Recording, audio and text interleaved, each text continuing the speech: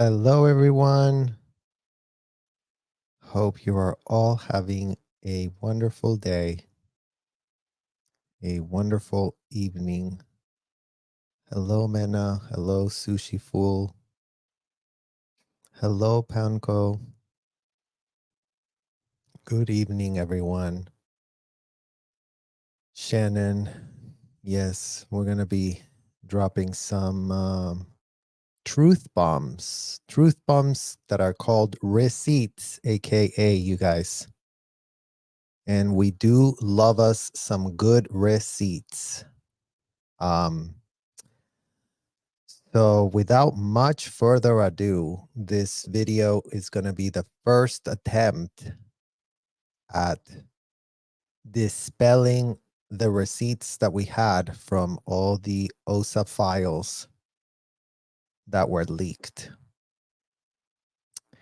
And it's been very, very hard going through those files, you guys, because it's extremely triggering. It's extremely unthinkable that people spend times inside a so-called 501c3 typing up stuff that, if you know what in the hell it means, if you're a full-grown adult,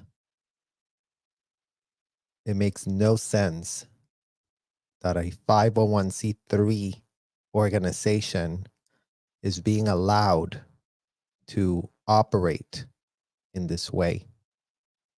So there's so many documents and there's so many things. And the reason that I chose to start with this one is for the simple fact that every Thursday night at the Fort Harrison Hotel, at the so-called, event space that they had there for themselves, there was this mandatory meeting being held.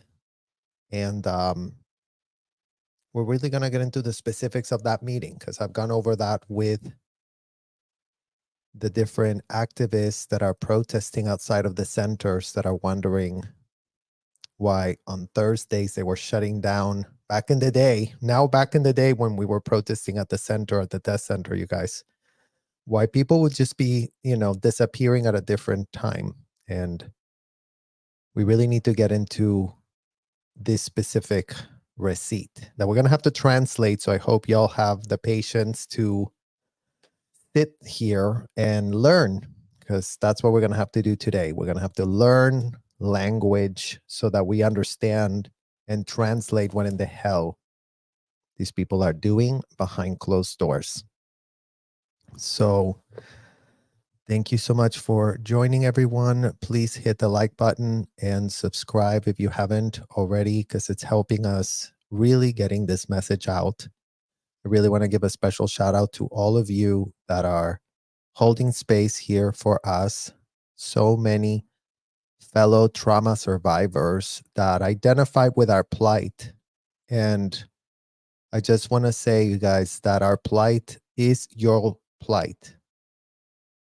Trauma and predators and abusers pretty much are all extremely generic. It's what it's really giving and finding out here as we are having to recount our stories. Like, these predators are all acting the same. These narcissists are all doing the same playbook. They put a lot of branding behind it so they really can go, oh, we're really Jelaine and Jeffrey. We have such a special brand. Oh, we're really Scientology. We're such a special brand. But you know what? The further you dig in, the further you realize that it's all same shit, different air freshener. Because turns out all of our abusers just used a little air freshener to, hide what they were doing. So thank you to all of you that are holding space in this community and listening and learning, because the more we learn, the better we are all. And the more that people that understand what the power dynamics of trauma are involved, the more awareness we have.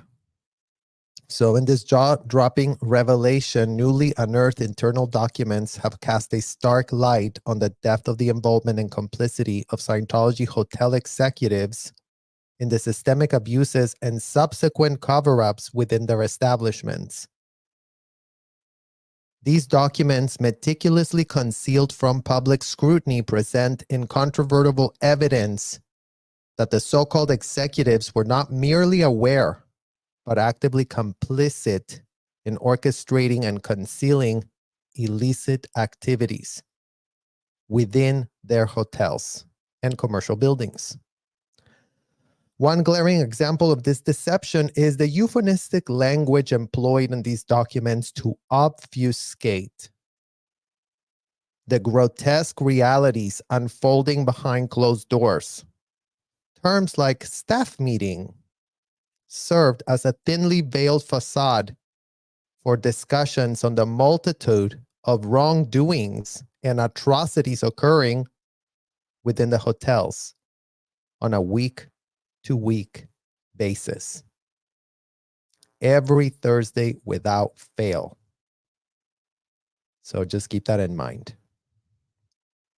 Having personally borne witness to these so-called staff meetings at Debbie Cook's hotel, I can attest to their mandatory nature, where executives systemically address the litany of issues plaguing the establishment as a matter of first priority each week. The compulsory nature of these gatherings speaks volumes about the pervasive culture of corruption and complicity that saturated Scientology's hotel's empire, where minors from around the globe were trafficked and exploited, their passports held captive, and their voices permanently silenced.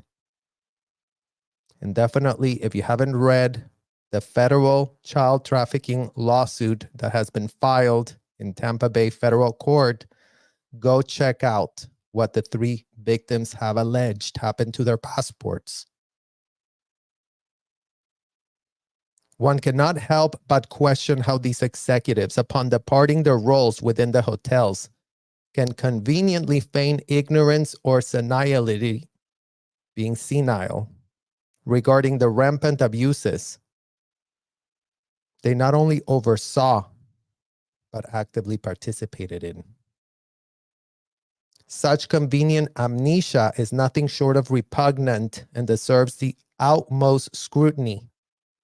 It is imperative that we delve into the specifics of these damning internal documents, placing them within the broader context of Scientology's dark legacy against its children.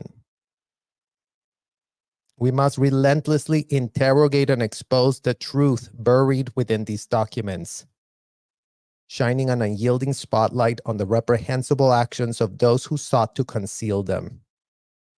No longer can these executives hide behind veils of feigned ignorance or false innocence. Their complicity in perpetuating a culture of abuse and cover-up must be brought to light, and they must be held to account for their egregious illegal actions. As we embark on this journey of uncovering the truth, let us remain steadfast in our pursuit of justice. Let us demand answers, accountability, and restitution for the countless underage victims who have suffered at the hands of Scientology's heartless disregard for children's rights and basic dignity. The time for silence and complacency is over AF. And it is time to speak truth to power and ensure that those responsible for perpetuating these heinous atrocities are brought to justice once and for all. So, before we get into the document, you guys, I have left a link on the description down below for my Amazon security wish list, because on the face of Scientology ramping up its attacks towards us, we all have to be extremely vigilant, and we all have to get them in the act.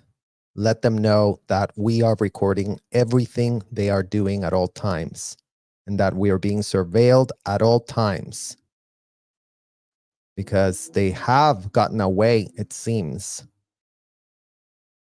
to what in the hell just happened to Confident Chris.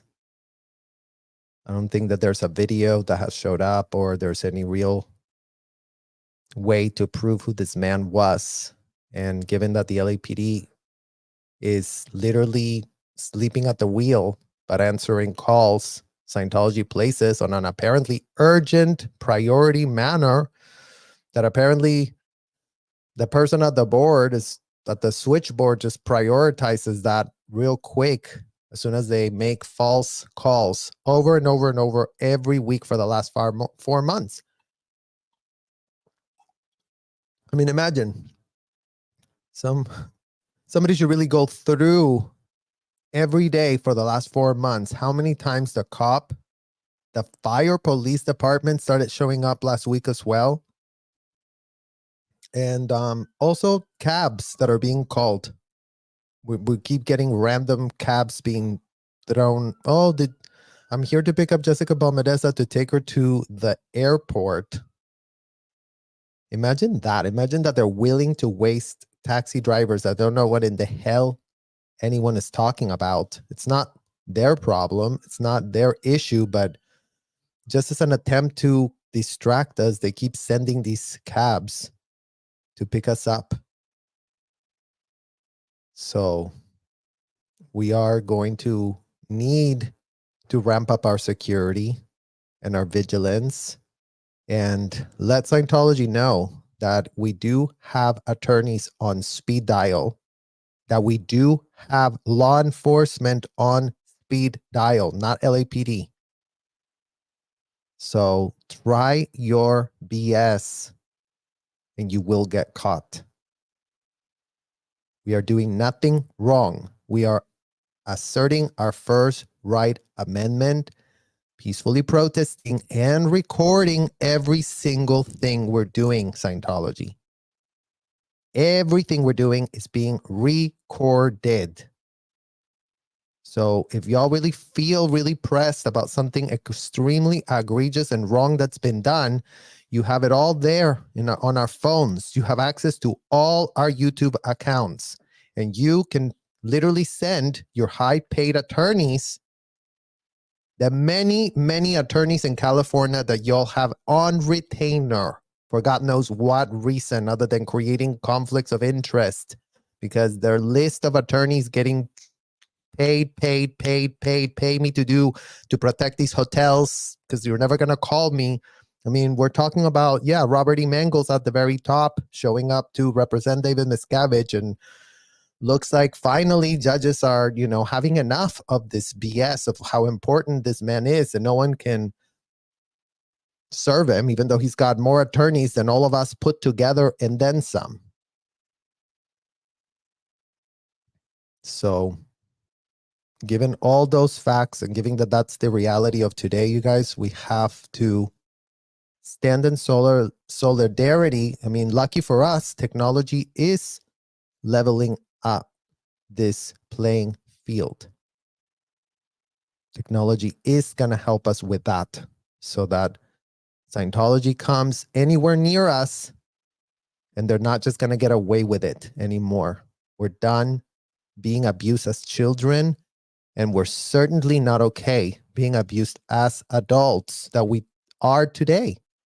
I mean, imagine that we did grow up Scientology. Imagine that you told us what we were adults as kids.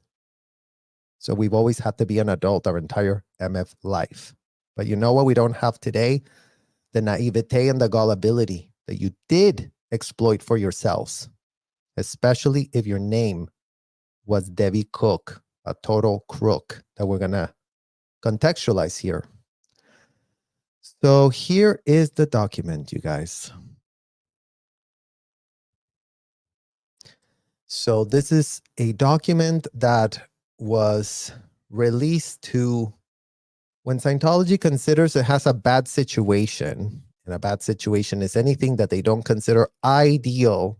They write a whole program about it. This is standard operating procedure in Scientology. All executives in Scientology wrote these programs, meaning Mike Rinder, meaning Claire Headley, meaning Debbie Cook. You cannot be an executive if you don't write programs. That's not a thing in Scientology. All executives are expected to be writing programs. Very explicit programs. So the level of specificity that you're going to see here can be applied and multiplied as to what is being done to us right now as we literally MF speak. Because whoever took over for Mike Rinder at that so-called office of whatever special illegal affairs that they do run for themselves are spending 24/7 typing. How do we handle this? How do we do this? How do we continue to act in a conspiracy? Because that's what in the hell is called if you got a bunch of adults in a building planning and plotting illegal shit. So they think they're really smart because, you know, they're tapping all manner of allies to be like, oh, well, you know, if these people do it, everyone's going to think that it was just such a coincidence. Imagine that that's what they're resorting to. So here is a literal program, and let's get into what in the hell it says and how we contextualize it. Program information. Having and following battle plans. Battle plans. I mean, imagine you guys, we were literally battling. I mean, these people were wearing a literal military fake uniform inside of those hotels. So when they're talking about battle plans, they were serious battle plans.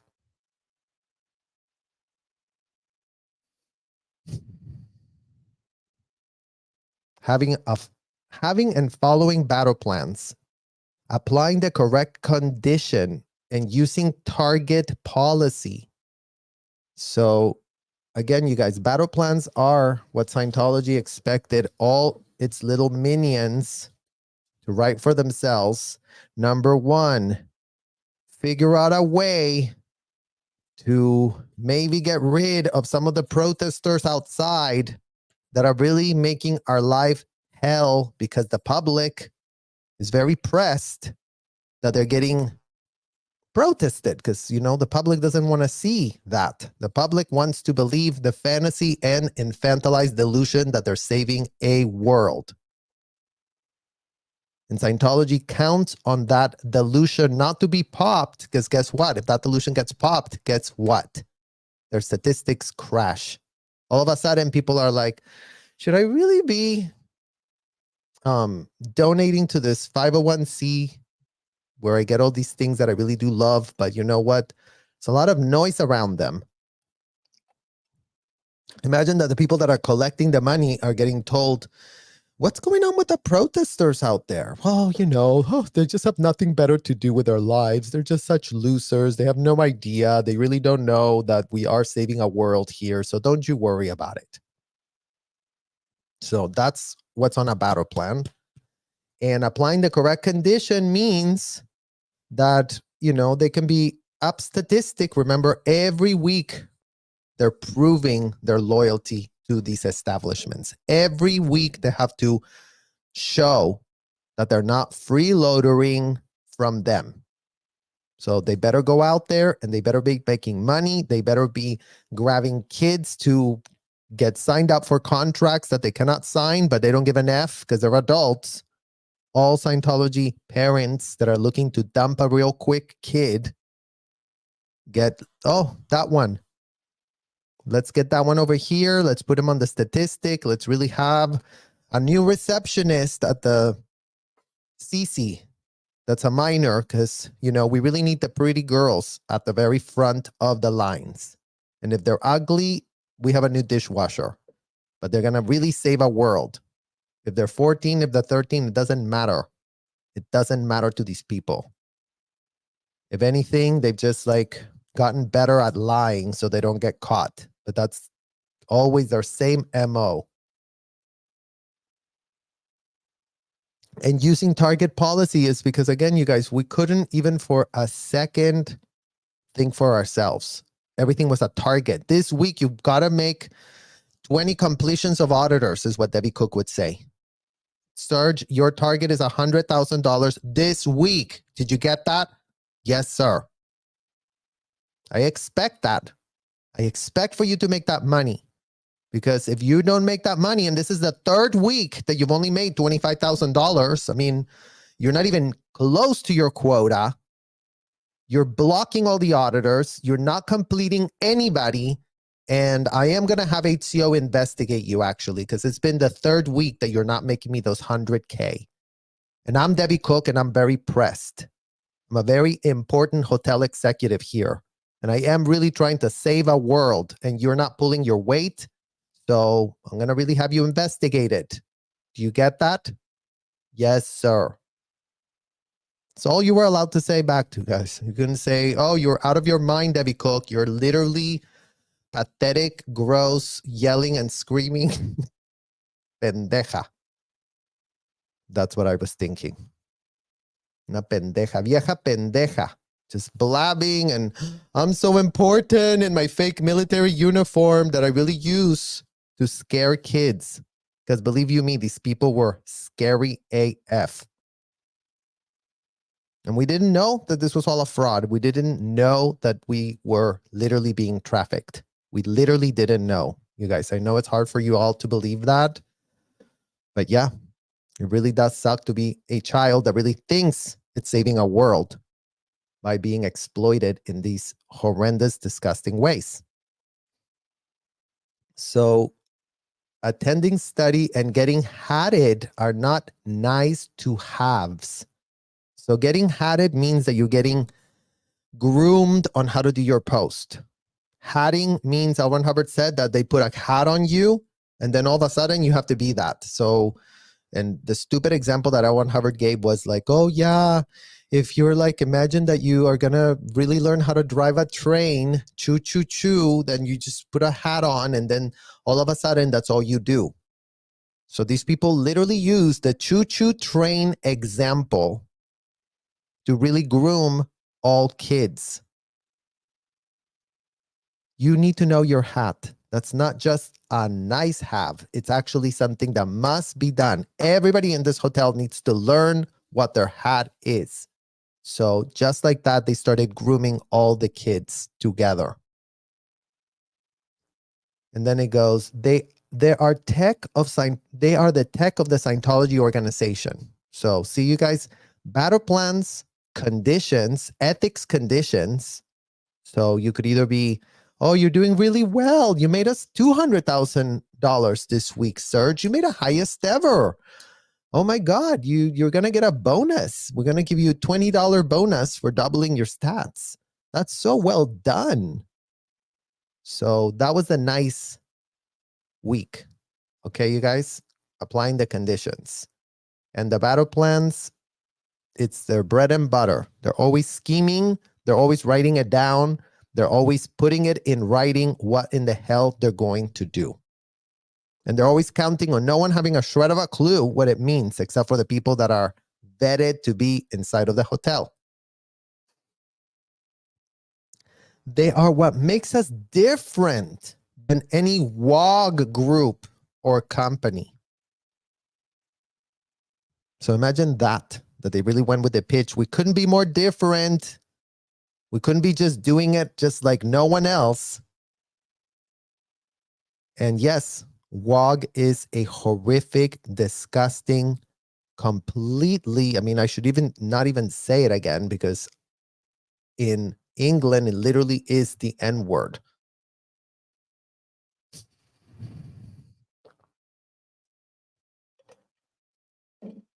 So But just with this level of straight face is what they type. They are what makes it possible for us to accomplish our objectives as the C organization. Now, remember, you guys, the C organization doesn't even exist. It's all a bunch of empty shell corporations all tied to each other. Imagine that we didn't even understand that when we were stuck in that hotel. Everything seems so legit. Everything seems so, oh no, look, there's all this paperwork that you really have to see to show you how legit we are. Meanwhile, it's all just a sham shell corporation, whatever. They're really purporting, oh, because we have all these corporations, Your Honor, no one can do a shred of a thing because all these kids that we really did bring from all across the world are really volunteering with their passports locked up. So here it goes. L. Ron Hubbard states, they always quoting L. Ron Hubbard. So if anybody has a problem with anything I'm saying, you can take it up with dead L. Ron Hubbard. And if dead L. Ron Hubbard cannot answer your questions, take it up with either David Miscavige, if you're still in, or Mike Rinder, if you're out, or Marty Rathbun, if he stops cashing checks for himself to pretend that he's completely dumb and oblivious and, you know, just, oh yeah, I really did stop wanting to attack anybody because I'm Marty Rathbun, the one that was ethics specialist of specialists. Imagine that.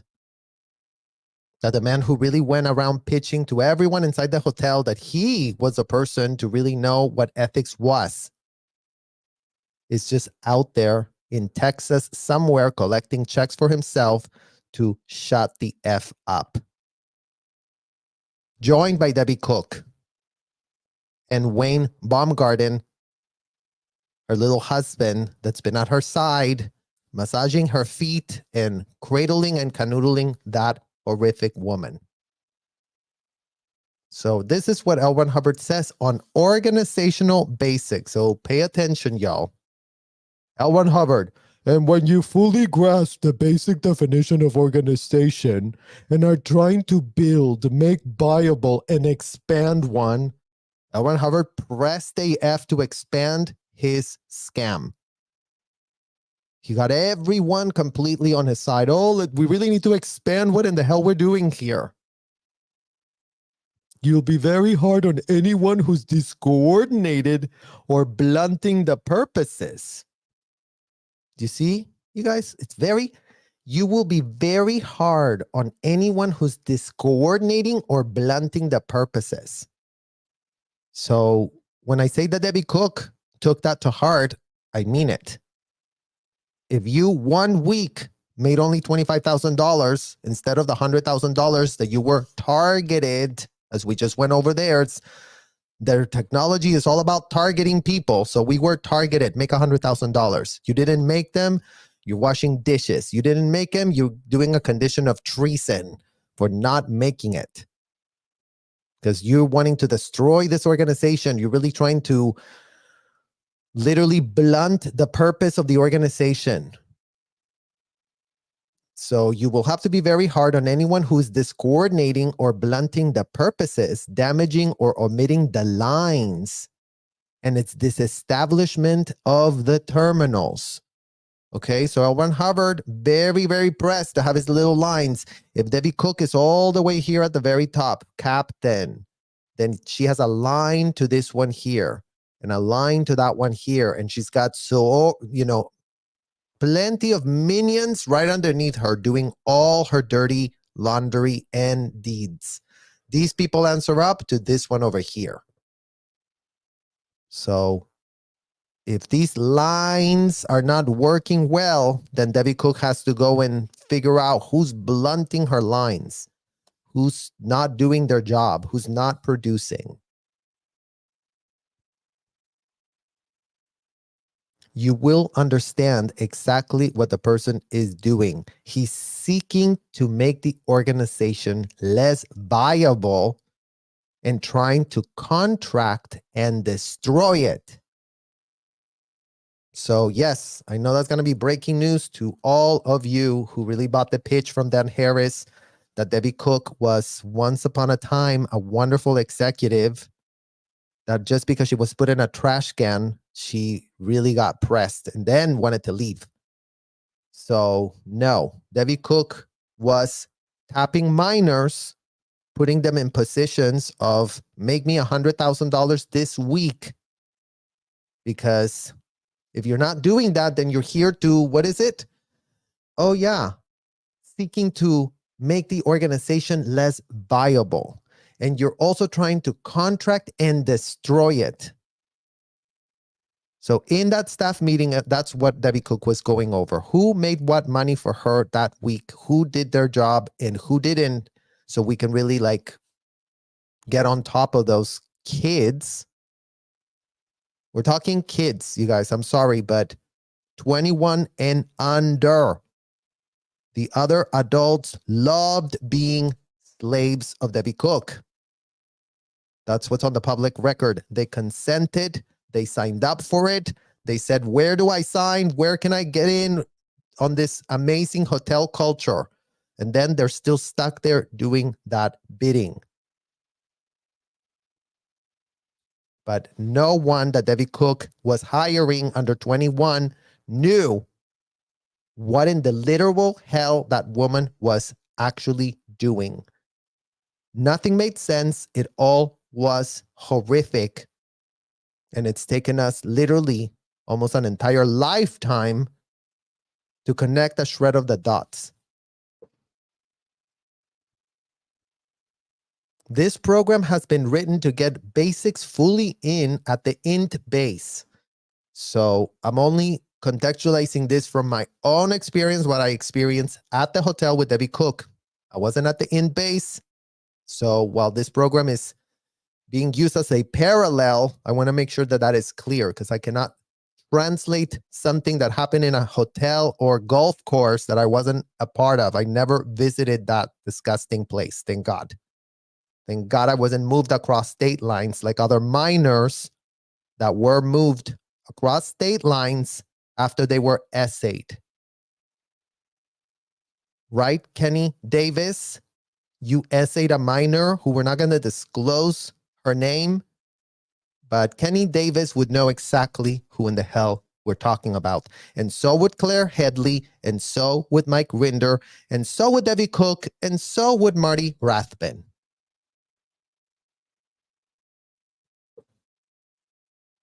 All executive councils, as executive councils, are to force this in. So here's Debbie Cook, and these minions that are underneath her are her part of her executive council. Okay? I know, it makes no sense. They said it was a hotel. I mean, they said it was a church that works in a hotel.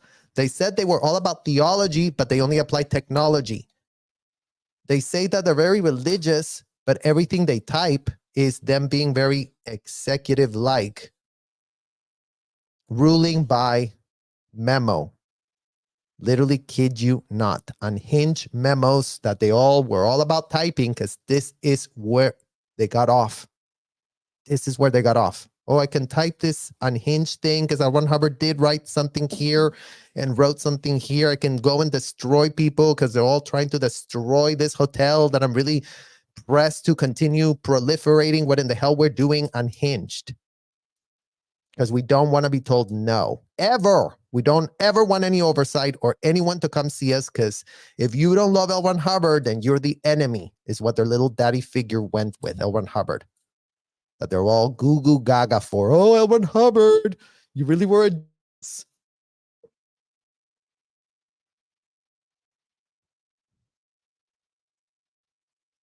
Get in standard org basics and we will all win. Imagine their stupid goo goo gaga idol L. Ron Hubbard told them that they were really going to win by expanding, proliferating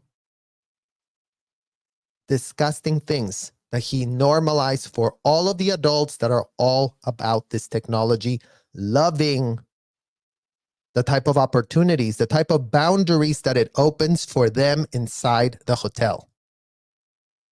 So again, as everyone wants to sit here and go, let's really save everybody. Everybody really thought they were doing a great thing. Well, were they doing a great thing? Because the people that were visiting Ghislaine and Jeffrey's island were not doing great things, but they were having a good time, but they were committing crimes on children.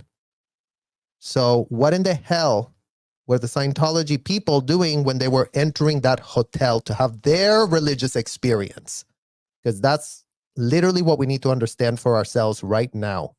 What type of religious experience was being had by all of these adults on the backs of children who didn't consent, who didn't know what in the hell was being done to them?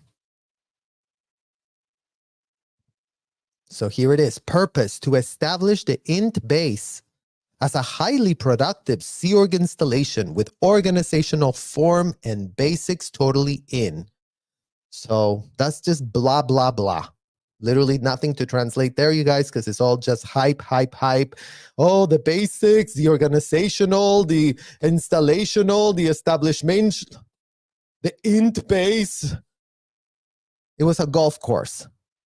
It was a pathetic, disgusting golf course where literally Bob Ferris is still there. Imagine, decades and decades and decades. And that man was okay with going with the story of telling his gay daughter that he's dead. So this is where Laura's mom can also be found, having this program run on her. So just so y'all know. Major target: get the organizational basics on the base as to form a foundation in which to produce the product of the base. Again, you guys, that's just blah, blah, blah. Who cares? Primary targets: meet and get this program TM'd out to be completed within the time frame of the production target. So I am going to translate this for y'all because TM'd out means time machine. In that organization, L. Ron Hubbard told all his minions that everybody had to be run on, get this done by this exact date. Get this done at this exact moment, or otherwise we're going to put your head on a literal pike.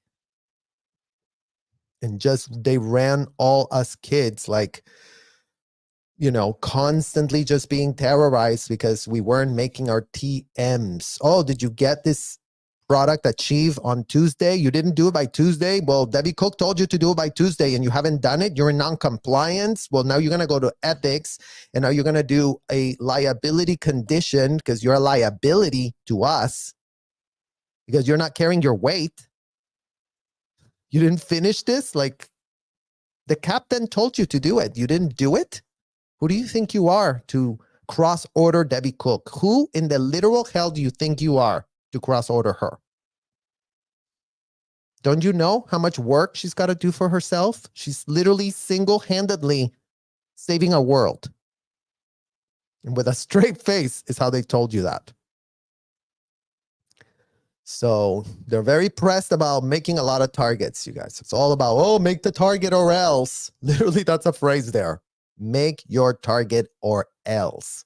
They'll come up with something horrible that will be done to you as a child. And I know going to wash dishes might not sound very scary to y'all, but for us it was. Because it was degrading AF. Everybody just would watch you and sneer at you, and it was all just mean clubs on steroids and mean girls on steroids and crack and fentanyl. Let's just put it lightly. Do not execute this program on a gradient. Just pound it. Starting right now. Okay, you guys. Literally, I think that deserves the full screen so y'all can literally see. Pound it. They really went with just pound it. Because they're really achieving a lot of religious things by pounding things, right, guys? I mean,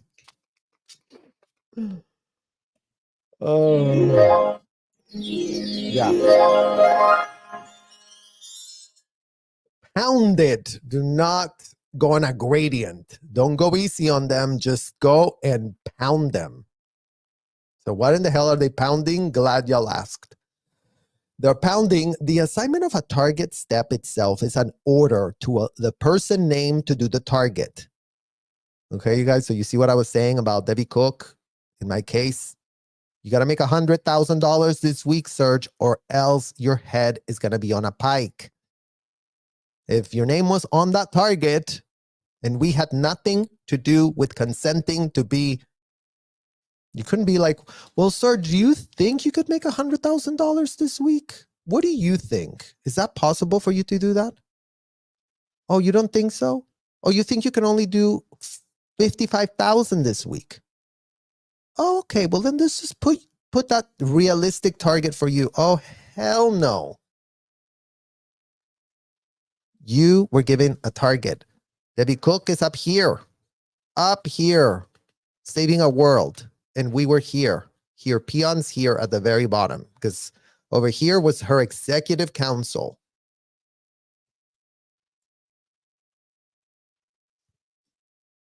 So the assignment of a target step itself is an order to the person named to do the target. And it also authorizes one to issue orders to do it or write a project to get it done.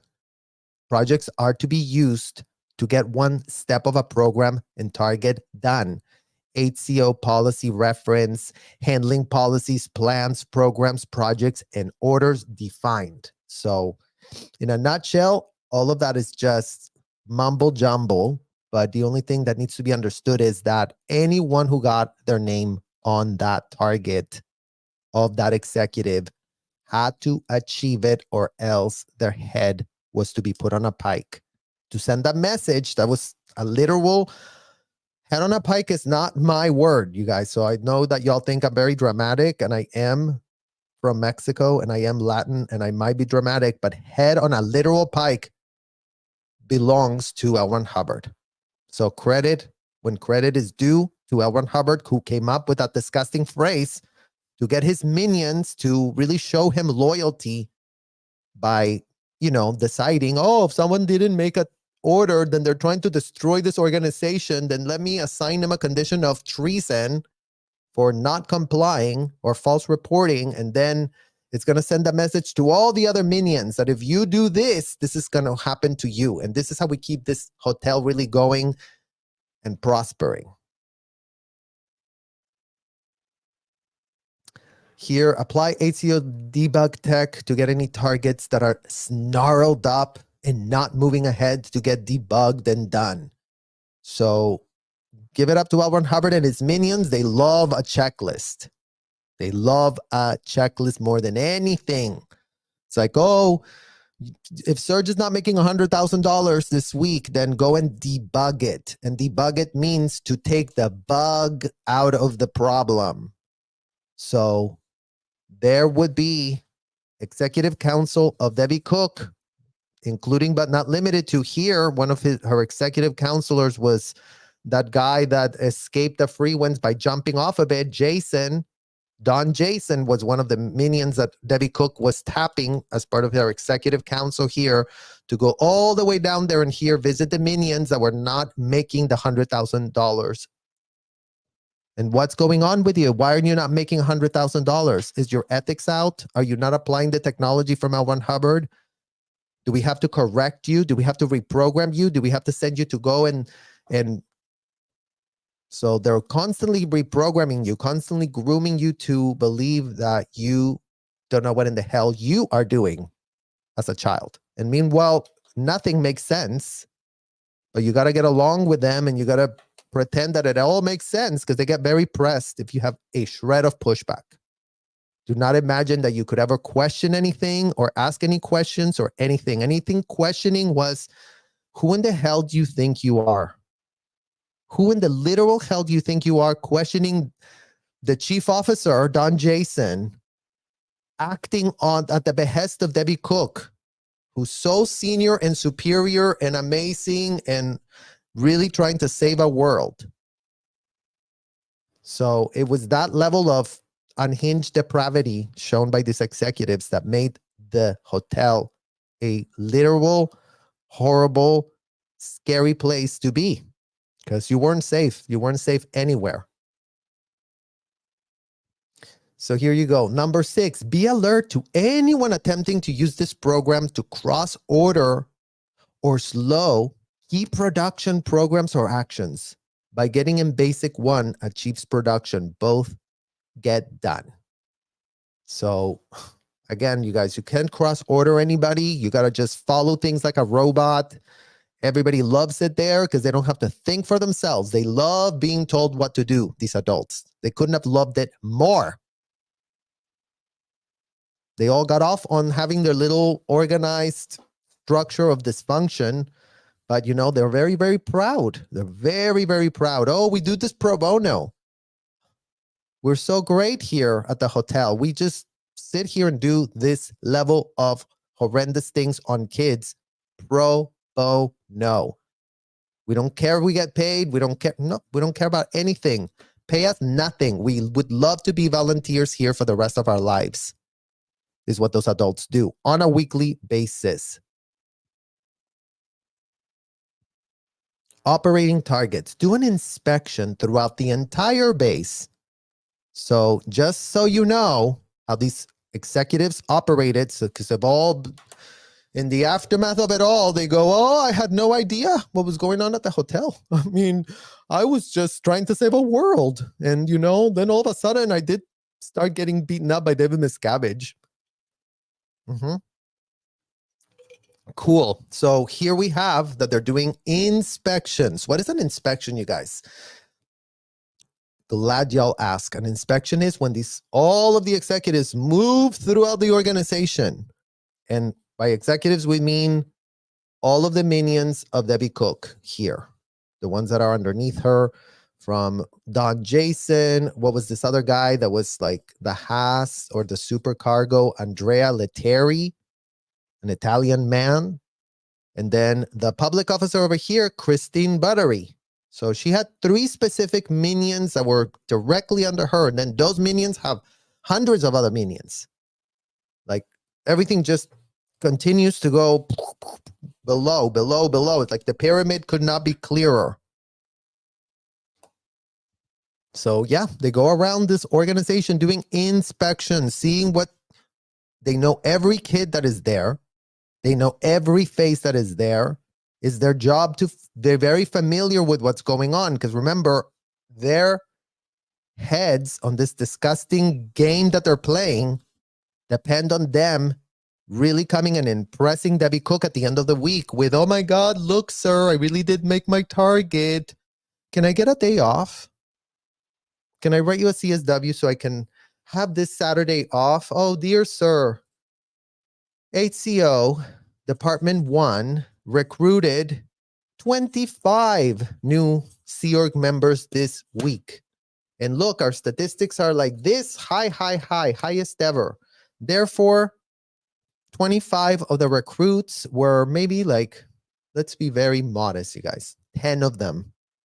10 of the 25 were underage. But there she was, Debbie Cook saying, oh, amazing. Thank you for recruiting. We really needed those children to be here. Did you get their passports? Are they locked up? Are they volunteering to save a planet? Do they really want to work on my agenda to save a world? Yes or no? Yes, sir. Of course. We gave all the passports to Glenn Stylo. And, you know, he really is figuring out all manner of ways of how we can really pitch our contacts at the immigrations offices all across the U.S. that have never smelled a rat in their entire lifetime. Because I guess it is true what they say, you guys. Hang out along shit, and then all of a sudden, these people lose their sense of smell. AKA the Clearwater Police that cannot smell the shit. And they literally right behind this operation. Imagine.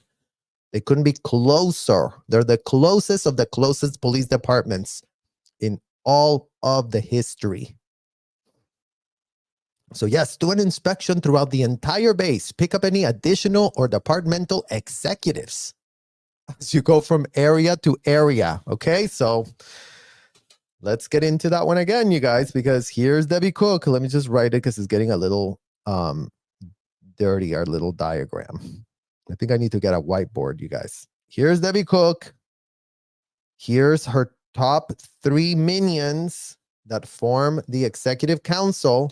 And then these minions here have 3 minions each. Okay. This is looking a little alienish without even trying, but it's giving a little like alien spaceship vibe. So here's Debbie Cook, and then she's got 1 minion here, the supercargo. 1 minion here, the chief officer. Don Jason or Janet Herring. First it was Don Jason, then he had an out to D with Biddy Miscavige, and then all of a sudden he went to a ship, and then all of a sudden, then Janet Herring, which is the one that I dealt with actually the most here. Let's name her here. Janet Herring. And then this one was Christine Battery, who was with me in the RPF. Christine Battery. And then this one was Andrea Leteri. Andrea Leteri. Okay? So it's that simple, you guys. It's just Debbie Cook here, and she's got 3 main BITCHs for herself. These minions answer up to her, and then they have minions down here. And these ones have to answer up to them. So they want to keep everyone sort of like at 3 to 5 minions, so-called juniors is how they were pitching it there, euphemistically. Oh, these are your juniors. And these adults were our seniors, and we were their juniors. Imagine how sick you have to be to really, with a straight face, tell some child that you're their senior. I mean, it's sick. So as it states right here, so go around the entire hotel, entire base is what they were calling it. Because again, with their press to really tell everyone that they're in a ship, they have to call it a base. Oh, it's a base, but the base means a hotel. So go do a very thorough inspection throughout the entire hotel and pick up any divisional or departmental executives.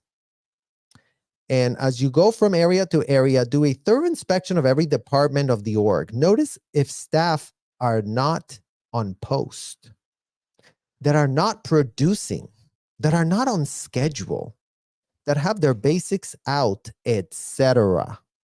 So while doing this, that the standard fundamental basics of an organization are realize while doing this that the standard fundamental basics of an organization are completely out.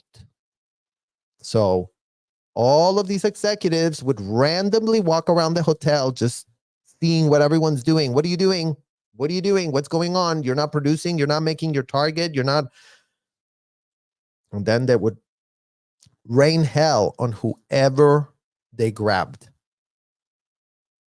I mean, there was no mercy. There was no, oh, how are you doing? How's it going? Are you doing great? Oh, you're having a hard time? Oh, well, let's help you. No, there was no such thing. It's like, you're not doing your target. You're not making your quota. You're literally crashing your statistics. You're totally out of exchange. You know that? You're totally out of exchange. You couldn't be more criminal, because that's what they defined a criminal to be. Criminal is out of exchange. You're in criminal exchange, they would tell you. So imagine that all these minions were just deployed by Debbie Cook. Oh, go and inspect, you guys. Go really check and come back and tell me what you found. And if the minions didn't find anything, you guys don't think that the minions could just be like, oh, Debbie Cook, everything's great. Everything's wonderful. You have no idea.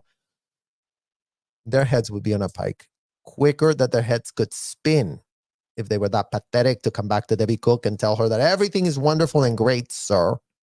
Because she wanted to be called sir on top of everything. So man, int, and gold from the top with all the executive council and ad council and postings filled, including org officers and estos. So again, mumble, jumble to just add more minions to this structure. So Andrea Leteri had his own org officer.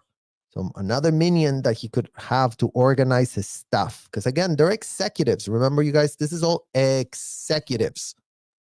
I need someone to organize. I need someone to establish. I need someone to hire. I need someone to help me make the targets that Debbie Cook is going to give me. Because the people at the top responding directly to Debbie Cook are here. So, yeah. So then all of these people got more helpers, organizing officers, and establishment officers, as stated here.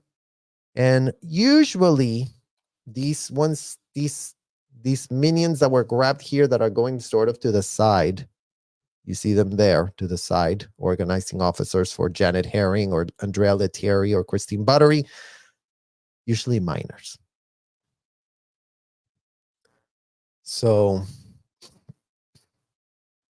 get the org board Chinese school drilled within the whole org, including introducing each person named on it, and get it drilled on what it does and who he is. So the Chinese school, you guys, literally kid you not, these people would be yelling and screaming and chanting. Just like how everyone said, oh, just like in North Korea. Yes, like in North Korea, but inside a hotel. Everyone's chanting and yelling, Debbie Cook, who is she? She's the captain of this hotel. Andrea Lettieri, who is he? He's the supercargo of the hotel. Over and over and over ad nauseum, because they really want you groomed with whoever everyone is. Like, you really need to know their position. Get allocations done on each base, prioritizing the sequence of manning up all areas. So again, they're very pressed to man everything up. That's why they're always pressed to go and recruit more kids week to week. Every week that they're not having people inside a post that they should be having, they're getting Debbie Cook hearing and breathing down their necks. Gonna really put your head on a pike this week if you don't man up here and man up there. And it's up to them to concoct plans. Oh, let's really go to Colombia around, because I really did hear that they're allowing people to just get on a flight and come here, and then it's so easy. Immigration just stamps every passport. You're here to work at the hotel. You're 16 years old. Great. Have a great time. Better luck next lifetime. Oh, you're here to work at the hotel. You're 12? Sure. Let's go. That's the attitude of the United States. Come. We have open borders, complete open borders. ICE doesn't give an F. Literally, the hotel. Oh, letter from Glenn Stylo that we've been getting for the last, 1993, 2003, 2013. Yeah, 3 decades in time. So imagine that all the people at the immigration just goes, go be religious, whatever in the hell this 501c3 that the IRS did say is very, very valid here. You are getting a visa, you're getting into this country, there's no borders, there's nothing. It's all just fun and games for them at ICE. So get any personnel floating, busted. Okay, another one of these words that y'all have to really see in full screen. Here is the word, you guys. Get any personnel floating, busted, or otherwise not on a post, assigned to a post. So what in the hell does busted mean? So glad that you guys literally want to know what in the hell busted means, because what in the hell busted means is, let's say that Debbie Cook over here one day went up to one of her minions, let's say Janet Herring. And let's say that Debbie Cook went into one of Janet Herring's hotel rooms that she was responsible. Janet Herring was responsible for all the courses and the audits.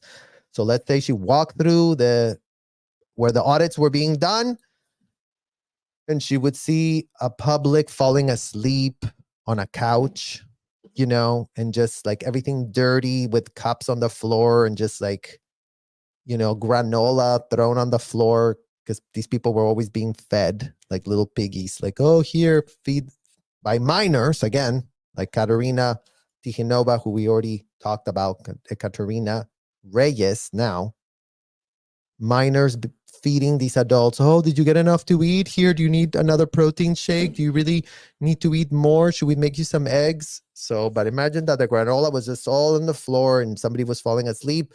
So Debbie Cook would get really pressed and be like, Janet, I am in your area and it is disgusting. It's dirty. It's filthy. I can't believe you, Janet. You're not doing your job.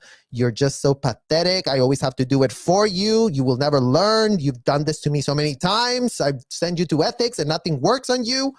So now Janet is getting busted.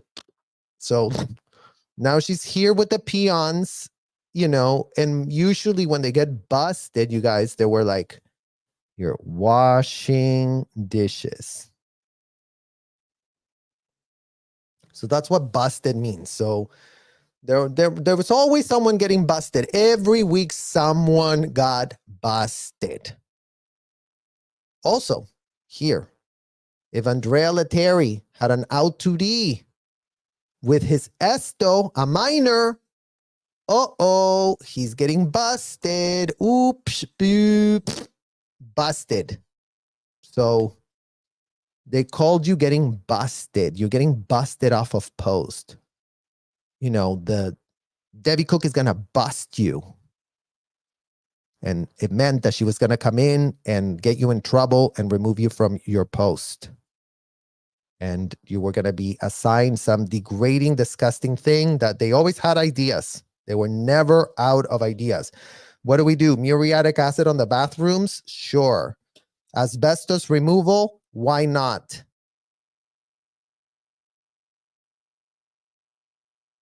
Washing floors with a toothbrush? Sure. That could be great. That could really get their ethics in. And those level of degraded things were role played on kids under the guise that they were handling someone's ethics. Imagine the type of degenerate you have to be to really sit here with a straight face, having had minors removing asbestos without a shred of gear to protect them, having minors literally assigned to do all of these disgusting things as they were told they were busted. Laura got busted out of CMO. For whatever reason, they're like, oh, no, you're not doing your job, blah, blah, blah. Busted to, and she talks about this in her lives, busted to be a cleaner and to be a disgusting hotel, whatever. We're talking she was under 18, you guys. So again, for anybody that thinks this isn't a situation where a lot of minors are implicated, this is a situation where plenty minors are implicated. So that's what busted means. And since they would always be busting people, they would end up with people that, after a while, they were just washing bathrooms with muriatic acid for a month and a half and nobody really gave an F about them. And then all of a sudden they would type this little program and then all of a sudden they went and been, oh, why are you not on post? Oh, you got busted? Oh, but you did your ethics? Oh, let's see. Oh, yeah, look, you did do ethics. Okay, great. So let's put you on another post now. Oh, yes, sir. Look, we got everyone that was busted. Not busted anymore. We've reposted them all. We've reconfigured it all. But everything was highly organized and nobody just ended up like they didn't end up washing bathrooms with muriatic acid here and then the head of OSA over here. So for those who just think that everybody just got posted in this hotels just willy-nilly, no way in hell. Everything was, where's their post? Where's their statistics? What's their production record? What kind of positions have they held? How much hatting they have? How much training they have? And all of that was considered to be like, okay, we're going to put him here. We're going to put him there. It all had to be approved and approved and approved by this person and that person and that person. So they're all just getting implicated is what in the hell is called. All of them are getting implicated because they're all running this unthinkable, disgusting, only them do it like this hotel. Issue the schedules for each base that includes a maximum production time. Maximum production time. So again, you guys, when you think like, oh, when we say 150-hour weeks, it's 150-hour weeks because it was maximum production. Got to be producing for us. You can't just be volunteering and having a pina colada. Leave that up to, John Travolta, who's showing up and really paying the bucks to be serviced by minors. That man loves being serviced by minors inside of those hotels. Plenty of minors were being used on little John Travolta, who liked them young. Oh, yeah, tell me my needle's floating, Sophie. He would know exactly who in the hell we're talking about, just so you guys know. Enforce mandatory org attendance to each muster by making each division head report that all staff are present, and if not, state exactly where their juniors. See, you guys, the truth corroborates itself. Juniors are and why they're not at the muster. So these people try to account for you. Literally, when you wake up in the morning, the first muster is exercise. If anybody escaped during the night, they would know. I mean, if anybody even got away, and, people were desperate, you guys, and there's all manner of botched escapees that would really be their heads would be put on pikes so that everybody was like, I never managed to escape because I was just way too scared. I didn't know when in the hell I was going to go. Like, what was I going to do? Escape to where? So in the morning, they're accounting for you at the exercise muster. And then by 9:30, they're having to do a roll call at all course rooms, accounting for everybody. Then they have a 30-minute meal break. And by the time the meal break is over, then there's like half an hour staff meeting with Debbie Cook. She really wants to check in the middle of the day. Are y'all making your target? Are y'all making your quotas? Are y'all making me enough money? Then you have to go at, then you would go from like 1 o'clock all the way to like 6:30. Then you would eat for 30 minutes. Then you were back on post until about 10 o'clock at night, 10:30, depending on the day, because sometimes it was these staff meetings. So you would then go from here to get accounted again. So it's always accounting. Make sure no one's missing. Make sure no one escaped. Make sure no one is goofing off and not doing production, because they're very, very pressed to make sure that no one is doing anything that's not related to expanding L. Ron Hubbard's legacy.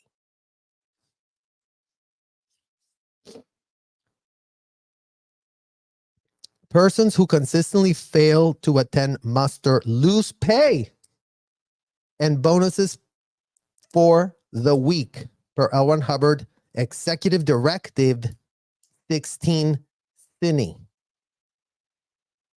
So there you go, you guys.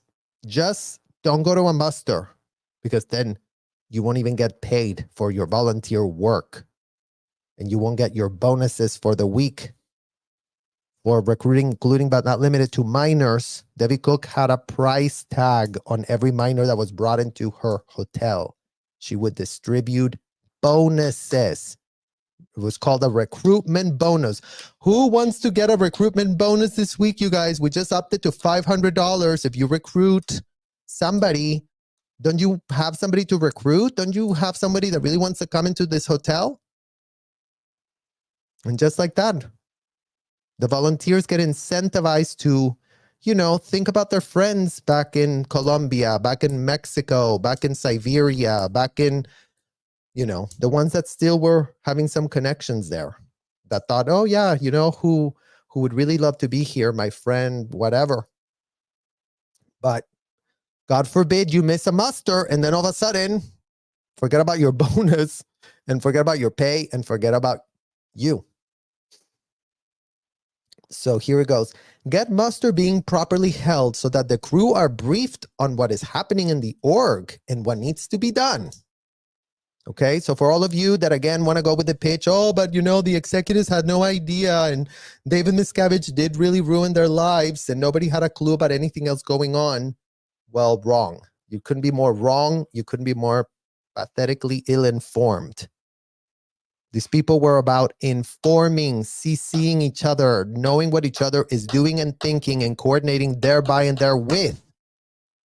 That was one of the things they were having us Chinese school. Imagine a team. A team has a tendency to know what each other is doing and thinking and coordinates thereby and therewith.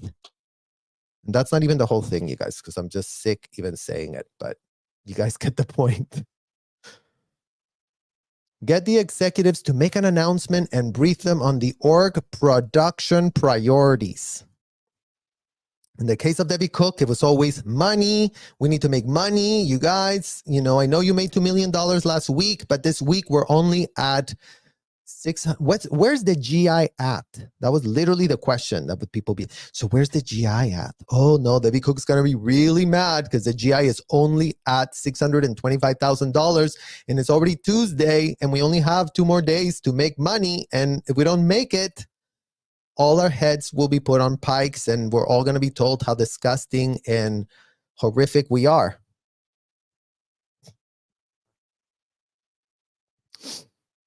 Per L. Ron Hubbard's executive directive, a general overall muster should be followed by staff going off to do exact specific targets and things for that day and know what they are doing. So again, make sure they know what they're doing. No one can be doing anything. Then do random inspections throughout the day of areas and take any staff that are found to be off post or idle and get them back onto post and into production. I mean, you couldn't have a shred of personality or life to yourself. Imagine all of us as kids, like nothing was acceptable. Nothing. You had to be so like, oh, we're really going to save a world by being very professional is how they pitched it to us. You really have to be professional. You can't be a kid. You're already an adult. What in the hell are you doing pretending you're a kid when you are an adult? In a small body. And who cares about your body? Your body is an animal. Your body has nothing to do with reality. You couldn't be more adult. That's how Debbie Cook specifically, I can attest, was treating us.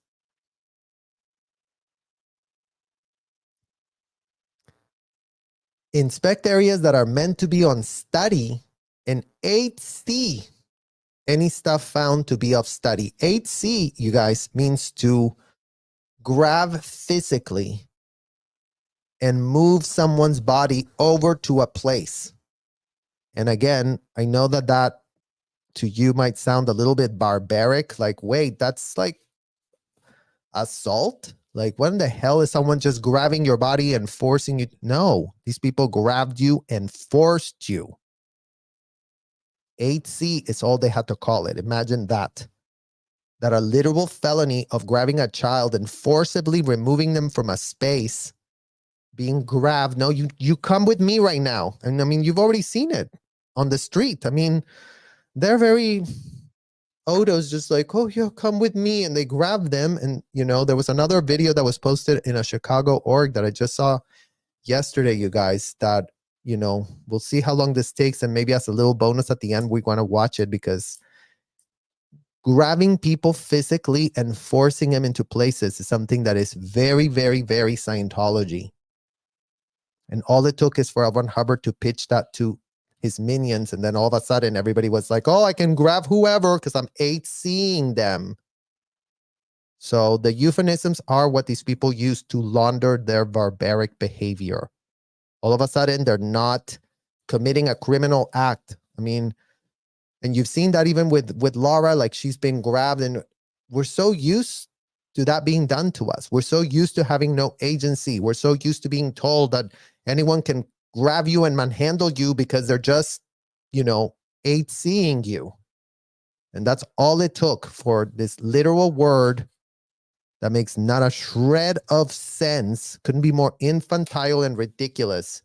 The number 8 and the letter C. And then all of a sudden they can physically remove you, grab you. It's all in the name of 8C, 8C, 8C. It's all about blurring boundaries in those disgusting hotels because they can just have their way with you and you have no literal way to say no to anything. Get all crew on study when they're meant to be on study. Get a standard product conference punctually held by the CO Gold with each of the individual divisional heads of the org board. So in this case, product conference, you guys, it was when Debbie Cook would go around and be like, okay, Andrea Lettieri, how many people are we recruiting this week? That's your main product, HCO. And you need to be doing this, you need to be doing that. What are your products? They're always about products. What are your products? What are you getting done for us? What are you doing? Set quotas for the achievement of real VFPs and get dones. VFPs is valuable final products. That means an auditor completed a $5,000 course. So now that's a valuable final product because now they can deduct that of how much money they've been paid in advance donations to really run their hotel scheme. Imagine that. Imagine that all these so-called donations are 100% tax deductible for these people.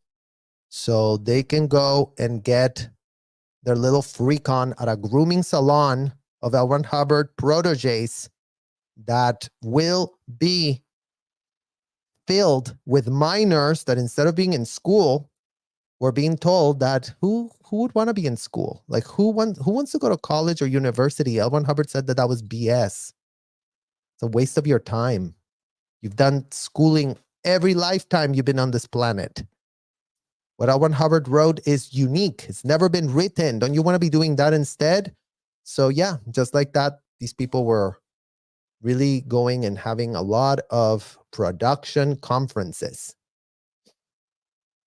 Get intelligent programming done and debug production programs as needed. Coordinate production activities. So again, it's all just mumble jumble. Production, meeting, intelligent programming, program, do this program. Get the executive council operating as the highest governing body of the organization. Again, the executive council, we said, is the minions of Debbie Cook here at the top. So everything was done so that Debbie Cook was being serviced by her minions here. Get the executive council to meet at the end of each week and review the org's gross divisional statistics, i.e., how many people did you recruit this week, i.e., how much money did you make for us this week, i.e., how many people did you audit, how many felonies did you launder, how many grooming courses did you do, how many certificates did you issue? Because apparently it's all it takes in America to circumvent going to law school. You guys, why don't you just go to a hotel, do a 2-week course, and better than any lawyer out there, get the magical chance of asking people if they've ever committed a felony for which they have not been arrested, and then all of a sudden their needle floats, and then all of a sudden they're making money on that.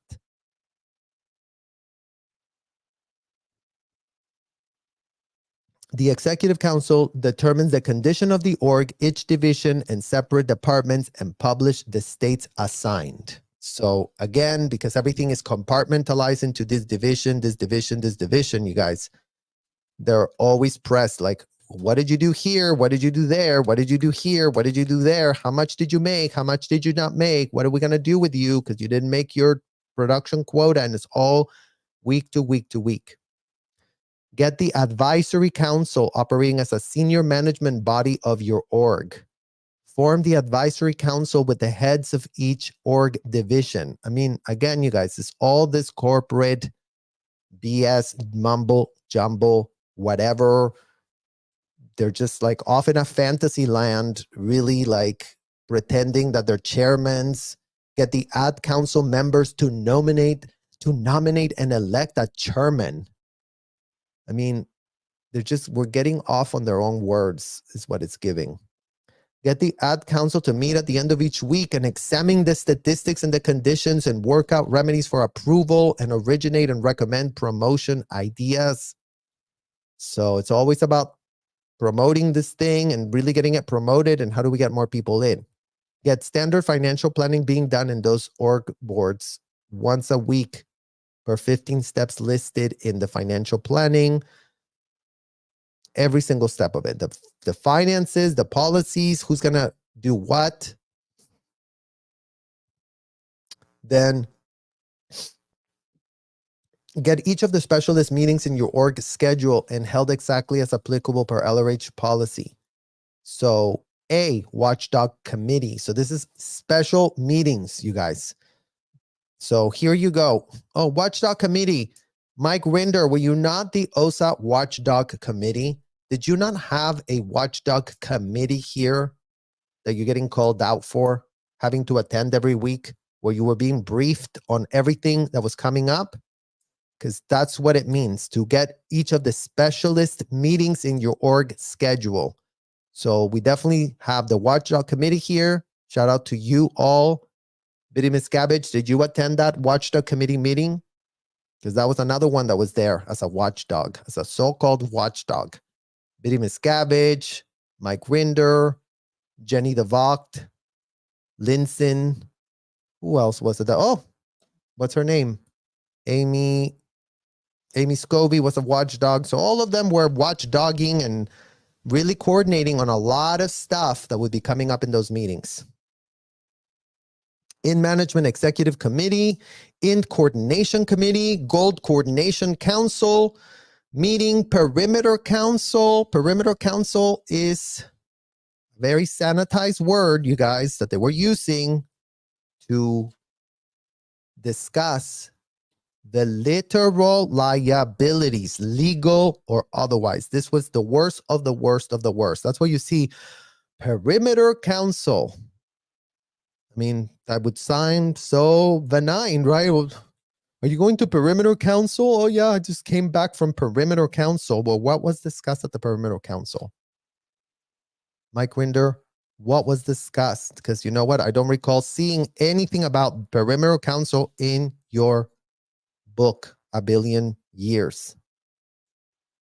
So since you haven't said what Perimeter Council is where they were going over all the illegal things that happened that they were really pressed to keep more and more confidential.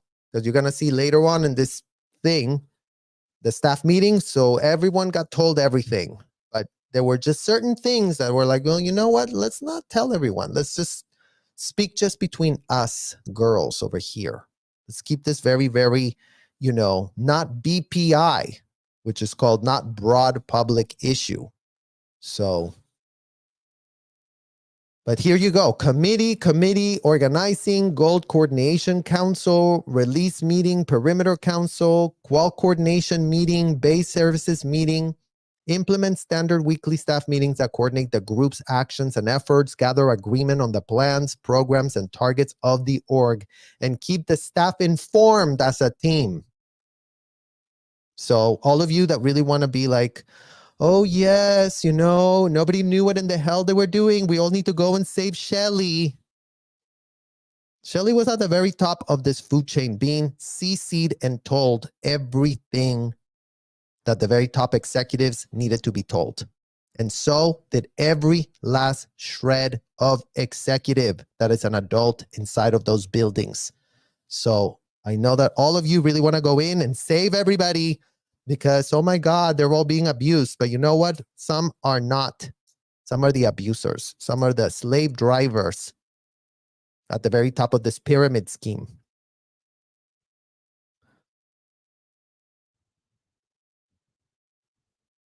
So everyone's informed, just so you all see it here from the literal receipts. And that's why it's making not a shred of sense, Mike Rinder, that you're acting all senile conveniently every once in a while. You're like, oh, I did recall this detail, you guys. OSA did this and OSA did that. And let me tell you what they were doing. And you always give off everyone else's withholds, but never your own. That's what the problem is with you, Mike Rinder, that you always tell everyone else was doing stuff and you were just some, innocent bystander with your little Papa Smurf smile and your actual Gargamel spirit, which is who in the hell you are. A literal walking Gargamel full of lies. Get the org's weekly battle plan printed for issuance at the staff meeting. So this is how everyone was looped in. Again, you guys, because Literally, this document just says the same thing over and over. Really coordinate, really let everyone know, let everyone implicated. Because that's all it took. As long as everyone's implicated, then, nothing, no one smells the literal soiled pants. Their shit doesn't stink. They literally soiled their pants and they just walked around saying like, I'm such an amazing person, you guys. I'm really going to save a world, as their pants are soiled with criminal activity. That's what we mean. With coordinated, with full knowing activity that they were all in on.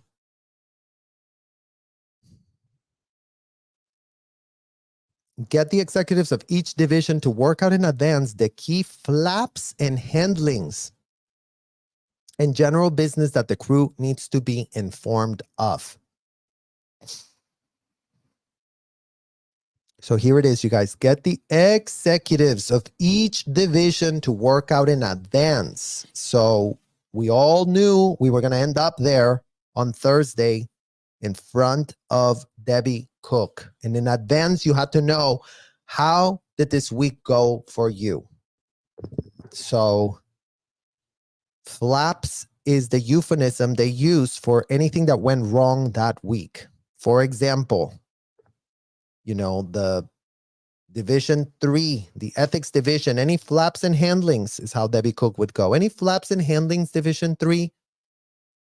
And if people didn't rise up to say their flap, then they really got Debbie Cook pressed. Because remember, Debbie Cook knew everything that was going on. She had minions and reporters and people reporting and giving her reports and telling her, and she had access to cameras, security, everything on speed dial at her disposal. There was nothing she could order that no minion would not do inside of her hotels.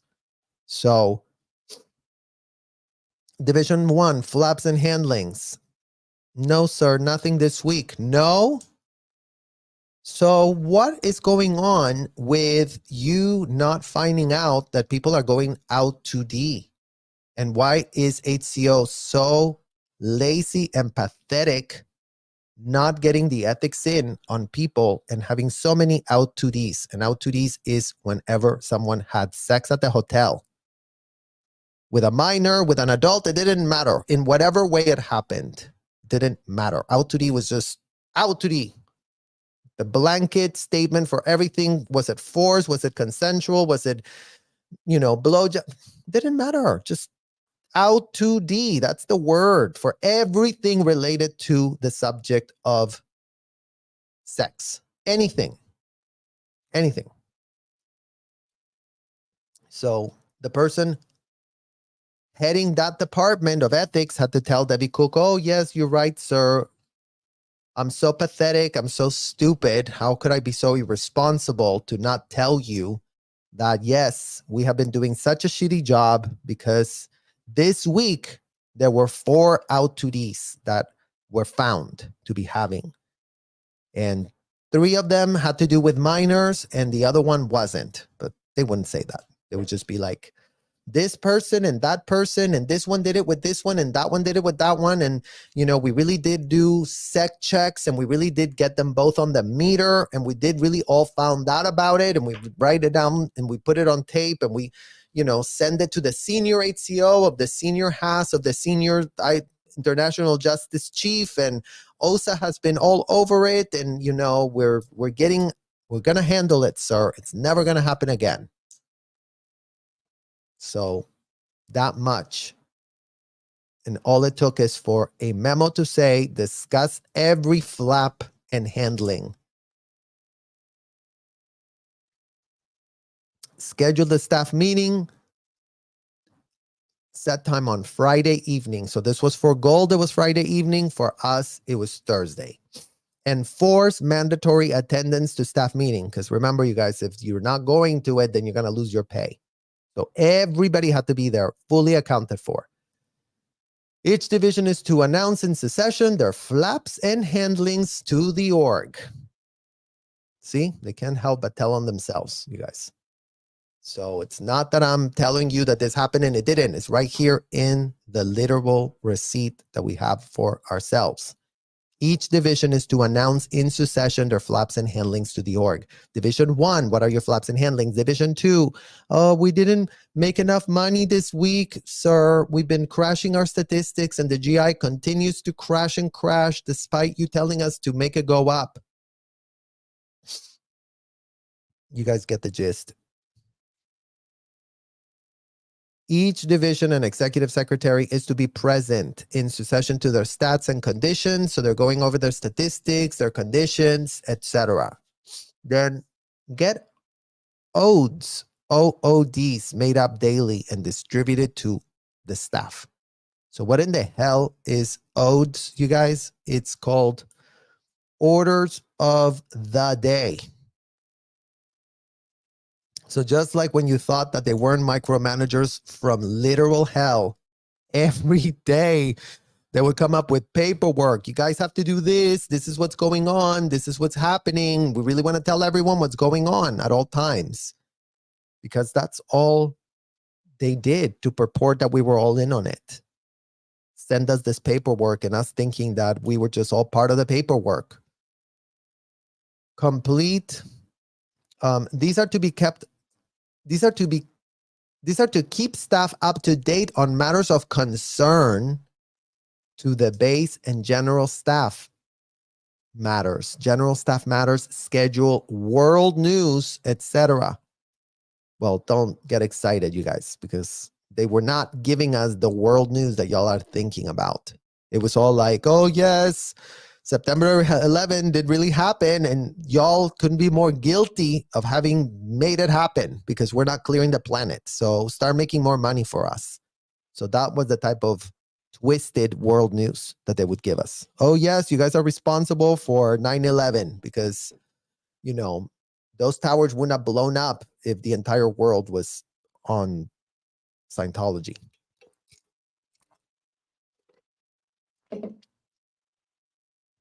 Complete all crew listening to the congresses. Get all crew through study of the books. So on and on and on. Study this, study that, read this shit from L. Ron Hubbard. Do routine executive briefings to keep the base informed on general strategic progress, keep the orgs coordinated, and make sure that the crew has an overview of actions and activities of the base. So again, they pitch and pitch and pitch ad nauseum. We're doing so great. We're really expanding the world. We're really saving a world. We're getting so close. So this routine executive briefing was happening at the FSO every Monday, being given by Tom DeVocht when he was COCMO Clearwater, Pilar Saldarriaga when she was COCMO Clearwater, or Angie Blankenship when she was COCMO Clearwater. This is not a show and tell from an individual executive, but rather a command briefing for the purposes of coordination, alignment, and production. So the command briefing included telling us on Mondays we would find out who was sent to the RPF and why. So since Tom DeVocht or Debbie Cook or Angie Blankenship were the COs of the CMO, they were the literal representations of L. Ron Hubbard incarnate. They were assigned to tell everyone who got assigned to the RPF, who was going to the hole. Make sure that each staff member in your org has assigned and authorized a statistic that he has just invented. I mean, imagine you could really invent your statistic, you guys, but it's all just a power play, as you see from these bullshit memos that they wrote to themselves. Reissue HCOPL 2nd November 1982, condition handlings and HCOPL 3 August 85, completing condition formulas, and have all staff read these issues. So always citing another policy from L. Ron Hubbard from the literal 1982, because, you know, we're in the year 2024 and these people are still stuck reading shit about the year 1982. Get each staff member to determine the correct condition to apply on their post based on the trend of their post statistic. Every senior is to make sure that his juniors managing the stat trends by conditions. This is the responsibility of the department heads, blah, blah, blah. Again, giving themselves full permission to be predatorily sucking the blood of all their minions. Each org is to write an issue to the org's weekly battle plan with a stat analysis to all staff at the staff meeting. Battle plans, coordination, get told. Everyone gets told, oh, you're so gonna save a world because you're getting told all of this secret info. You're getting secret briefings that are very, very confidential. You're being able to read all these documents that are so confidential, no one else can read them. That's what kids were being told. Then yes, get all staff to write individual weekly battle plans. Everyone had to write, what are you going to do this week? And you had to get it inspected. You had to make sure that, oh my God, you really wrote this shit wrong. I mean, every week they just had you doing these exercises of writing down how you're going to make this organization expand. Get staff to write precise and doable daily battle plans, which each get done to the weekly BP and align to the org's strategic planning and current authorized programs for the area. Staff members should not be randomly deciding all throughout the day on different things he's going to do. He should have a program for his area, and he should be getting that program done on a daily basis as expressed in his daily BP. So we were nothing but battle plan executors for these people. So let the record just show exactly what in the hell they were having us do. Write a battle plan, do that, do that. You can't do anything. You can't just willy-nilly decide what you're going to do today. Everything was already premeditated, pre-organized, pre-figured out before they were having their way with us. Issue the DEFT packs. All staff members are required to check out these. Get a campaign drawn up and launched in the base that dings in the DEFT policies. Dings them in. What's DEFT? Glad y'all asked. Developed traffic. And what the hell is developed traffic? That means you're not following the orders. You're not following the chain of command. You're opening your mouth when you're not being spoken to. You're creating confusion. You're creating chaos. You're creating inconveniences for the executives. Any inconvenience for an executive, they could just be like, you're just DEFTing me. You're just creating traffic for no reason. So that's what that meant, you guys. Get every blown student individually 8 seat into the course room. Again, blown student means the student was not in the course room. So they would go and grab you. Oh, you're supposed to be in study. Come with me. Grab you, manhandle you all the way to the... Get in there and get your ethics in and get work clearing because you're probably full of misunderstoods. And yeah, just like that, you would just end up inside of the grooming salons. Enforce mandatory daily study attendance for all base staff. Everything's mandatory. Everything must be done. Get any students missing from the roll call chased up and handled with a late for course room routing form. So what is the hell a routing form, you guys? It's all the steps. Oh, you've been late to post? Okay, make sure that their pay is docked. Make sure that they're getting no bonuses. Make sure that they're writing conditions. Make sure that they're being told that they're a piece of shit because they're showing up late for course. Get the staff course rooms to compliance with what is a course, write a separate project for this. So you see how they're just all day, they're just typing, and getting everyone genned in, grouped in. Okay, you guys, we're doing this, we're doing that, blah, blah, blah. At the end of each week, get an INR form done and every downstat staff member to isolate from an HCO view the handlings necessary to get that staff member accomplishing their BFPs. So what the hell does INR mean? At the end of each week, you guys, you get inspections and reports, and you fill out a form for everyone who didn't have their statistics up that week. Anyone who went 1 week they did great, the next week they crashed. Oh, now we need to grab you this week and find out what is wrong with you and how we're going to fix you and what type of stuff is going on with you. When an inspection reveals outnesses and reports such as graph or direct info to EC, and again, EC is this, the executive council. So when these people find out that some bad thing happened in somewhere,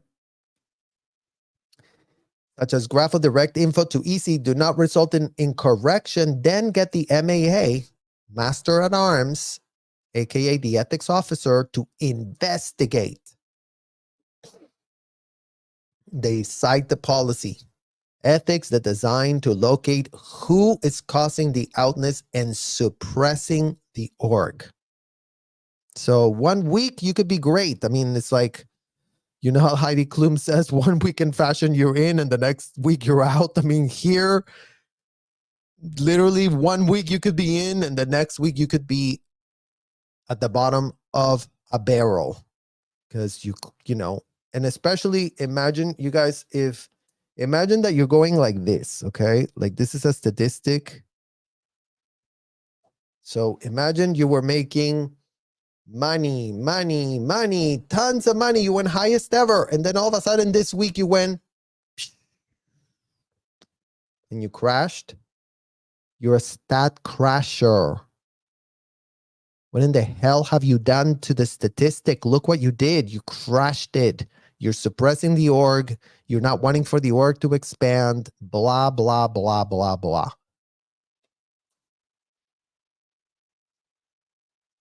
Locate PTSs. Here. Oh, yeah. Do meter checks on all staff each Friday. Get it drilled. And do this as a routine action. So imagine that after you've been working for these people like a full-blown slave all week, and you've been yelled at because you didn't make enough of the $100,000 quota that you were given, then you were put on the meter. Hold these cans. Let's really check your meter. Let's really check how your needle is moving. So as long as your needle went like this, that's all it took for be like, oh, dirty needle means they got to write their overts and their withholds, which is exactly what's coming here. Get any person that flunks the meter check, give them a TM of 24 hours to get their OW write-up and report it back to HCO for a new meter check. So every week you have to write what overts and what withholds you had from the organization. Locate PTSs, potential trouble sources, and SPs, suppressive people, as you guys already know that, as if this is not SPTV, that are causing trouble in the org by applying the tools of ethics, a meter, a case folder, a core study record, a knowledge of the HCOBs on SP, and cases of types of PTS phenomena. The ethics officer, his character. I mean, again, they were raining complete terrorism on all the kids as they were telling us that we were suppressives and we were potential trouble sources. And, you know, over here, I mean, as long as your statistics were like going up like that, you guys, then it was like, oh my God, you're a hero. You're a prodigy. Look how up statistic. Your stats are going up. You're really showing us your worth. But then all of a sudden you went like that and you could be like, oh, you're an SP now. So this was lob bombing over here. And then the statistic going up, they're getting lob bomb. Oh my God, you're so amazing. And then crashes. Oh, you're an SP. Or you're PTS because you just roller coaster. Did your mother tell you that she wants to see you more? Well, tell her that you're busy saving a world and that she did sign you up to be Debbie Cook's slave and she cannot take it back.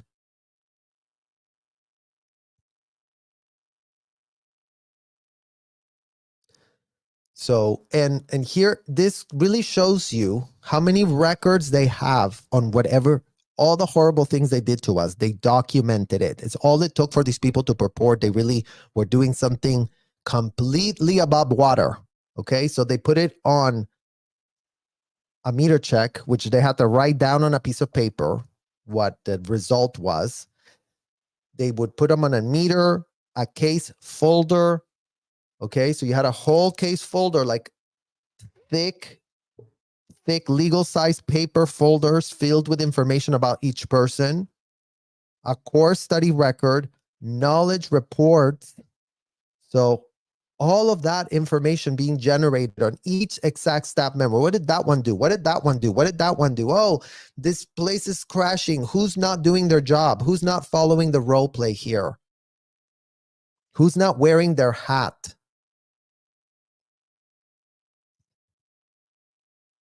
And then it goes into a whole blah, blah, blah. Get each org's WQSB board back into present time and watch quarter starboard something. I forget what the WQSB stood for, you guys, but it was just basically like whatever your job was, they were going to have you do something different. So, oh, we have a backlog because all the knowledge reports aren't getting filed fast enough. Let's just do a WQSB. So when everybody gets off post at 10 o'clock, they have to show up here and work to get this backlog resolved, because we all have to work as a team. If something's fucked up over here, then come over here, then go over there. And, you know, it was like all these other functions that they would be imposing on you to do more than just your post, because you can't just do your post. You have to do more. The WQSB is an issue and sent out to all the crew. It clearly shows what the staff, what their hat is for each drill, and who's the ICs, the in charges, when the WQSB drilling is done weekly. Get the WQSB drilling done every Saturday so the staff gets drilled on how to handle an emergency. Imagine that, oh, you know, in case the police comes, you guys, and there's an emergency, y'all are going to really get told that, you know, we're having a jolly old time in this hotel and you love it here, and just smile your mouth away. And just like that, the police will run in and out real quick. Don't worry. Drill the following until it's known cold: a fire, an earthquake, a flood, a storm, a power outage. Security drills. You see how persnickety these MFers are? Oh, let's not say when the police comes. Let's just call that a security drill. And you know, fire, earthquake, flood, and security drills. Do routine cleaning inspections around the base using the cleaning station bills and reference the cheating or commending the people who are responsible for the area inspected. So if you worked in an area, you had to clean it every week. And if your area wasn't clean, you were getting a chit. This person did not clean their thing. And after that, again, it's like there was always a million reasons of how they could F you, basically. Enforce weekly org CSP, each area having to be inspected and passed by Department 3. Department 3 is the ethics division, you guys, before they are allowed to secure. So that's a very nifty little word. Secure means go to sleep. So everything in the sun, moon, and stars and everything had to be aligned in perfect unison for you to go to sleep. Otherwise, you need to clean. Otherwise, you need to go do backlog filing. Otherwise, you need to go wash dishes. Otherwise, there's a million and one things that these people could come up with to really show you that, you know, you're not cleaning enough, you're not doing enough, you're not doing your best here. Now, get personal CSP done each Sunday. We were doing it on Saturdays. By doing inspections each Sunday afternoon, aka Saturday for us, and taking photos of the worst and best birthings and posting all passes and flunks on the staff notice board. Oh, yes, you guys. After they went around cleaning, then, oh, look, this person is a pig. They're going to go to a pig's birthing. So imagine that these people barely had a time to clean or any personal time for themselves. But these adults love to make examples out of like, oh, look, this person's a total pig. Meanwhile, Debbie Cook had maids making her bed, had maids cleaning her laundry, had maids, mind you, non-paid maids, a lot of them minors, and so did Angie Blankenship, and so did Mike Rinder, and so did Guion Leserve, and so did Mark Yeager, and so did Shelley Miscavige, and so did David, and so did all the slave masters of these hotels. They didn't have to clean. They didn't have to do the dirty work. They were too important to be doing that. God knows what in the hell they were doing. But, they only got called to do the inspection. Oh, sir, can we have an inspection to see if we can go, sleep tonight? Because it's already like 2:30 in the morning. Well, let me go see. Let me put my white glove on. Let me go like this on a baseboard. What is this? This is dirt. This is a total flunk. So flunk on this room. Y'all have to clean again and do it well next time. Because if I flunk you 3 times, you're gonna lose your sleep tonight. You're gonna just stay here. Who in the hell cares? I'm Debbie Cook. I'm saving a world. Like literally with a straight face, you guys. Like, I'm Debbie Cook. I'm saving a world. I really know what in the hell I'm doing. Everyone needs to stay up because, COB's coming. COB's coming. We really need to make sure everything's very, very polished and clean. God forbid something is dirty. Imagine that cleanliness is all that L. Ron Hubbard said they needed to not be suspected of how disgusting and dirty they actually were. Imagine that the Clearwater Police, the LAPD, just shows up at the hotels and it's all goo goo gaga. Oh, you guys have a nice place here. It looks so clean. Oh, yeah, no, this is not child trafficking, what we have here. It's like we see a very fancy, luxurious hotel. And, Marisol Nichols did pitch to us that trafficking happens in roach-infested motels. So we did see it in a movie that this is not how it happens in real life. So, okay, well, you know what? It's great seeing you all here. Oh, yeah, our $20,000 check that we are taking. Okay, great. Let's really photograph ourselves with y'all because then we can tell the community that we're doing great work. Imagine that you're not going to find that level of stuff anymore because now even Mayor Karen Bass doesn't want to be photographed next to these people. But, a few years back, she was all about it. Imagine that. Do a uniform inspection regularly at musters. Use this as an ethics gradient on persons who do not keep their uniform standards. Imagine that. Again, you guys, imagine these people. Do you think Debbie Cook had a shred of uniform standards for herself? If the answer was yes, you get a whammy. You get a whammy by answering yes. Debbie Cook had standards for herself. Debbie Cook had slaves. Debbie Cook had slaves that did it all for her. So she always passed her inspection because no one inspected her. She was inspecting all the minions. And as you see, these people get you get one pair of shoes and then all of a sudden, good luck getting your next pair. You have to beg somebody to give you one. So, and they would give you disgusting shoes. So I was always getting in trouble because I was always altering the uniform. But that's another story for another day. So yeah, inspections of the uniforms. If your stuff was dirty, if it had anything, never mind that they gave us 2 shirts and we were expected to wear that. They were disgusting polyester shirts that, could kind of get by, I guess, but we didn't have luxury Egyptian cotton shirts like Debbie Cook. Trust us. Literally, we had the most disgusting polyester shirts that she could find. The cheapest ones from Cisco, I think that she loved to order from Cisco. Debbie Cook, you guys, Cisco was her jam for that Debbie Cook. It's call up Cisco and have them send that disgusting uniform or Cintas. One of those, I get the names mixed up. But very shitty commercial grade, disgusting uniforms is the point.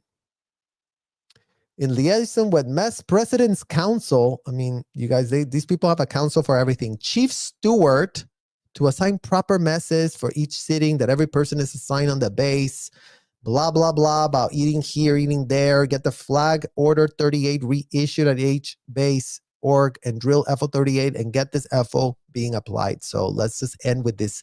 FO38, you guys, is etiquette. So Debbie Cook would love to tell you, oh no, you guys, I didn't expect anyone to call me sir, but it's just my daddy figure L. Ron Hubbard did tell me that I should be called sir because he did write a policy called FO38.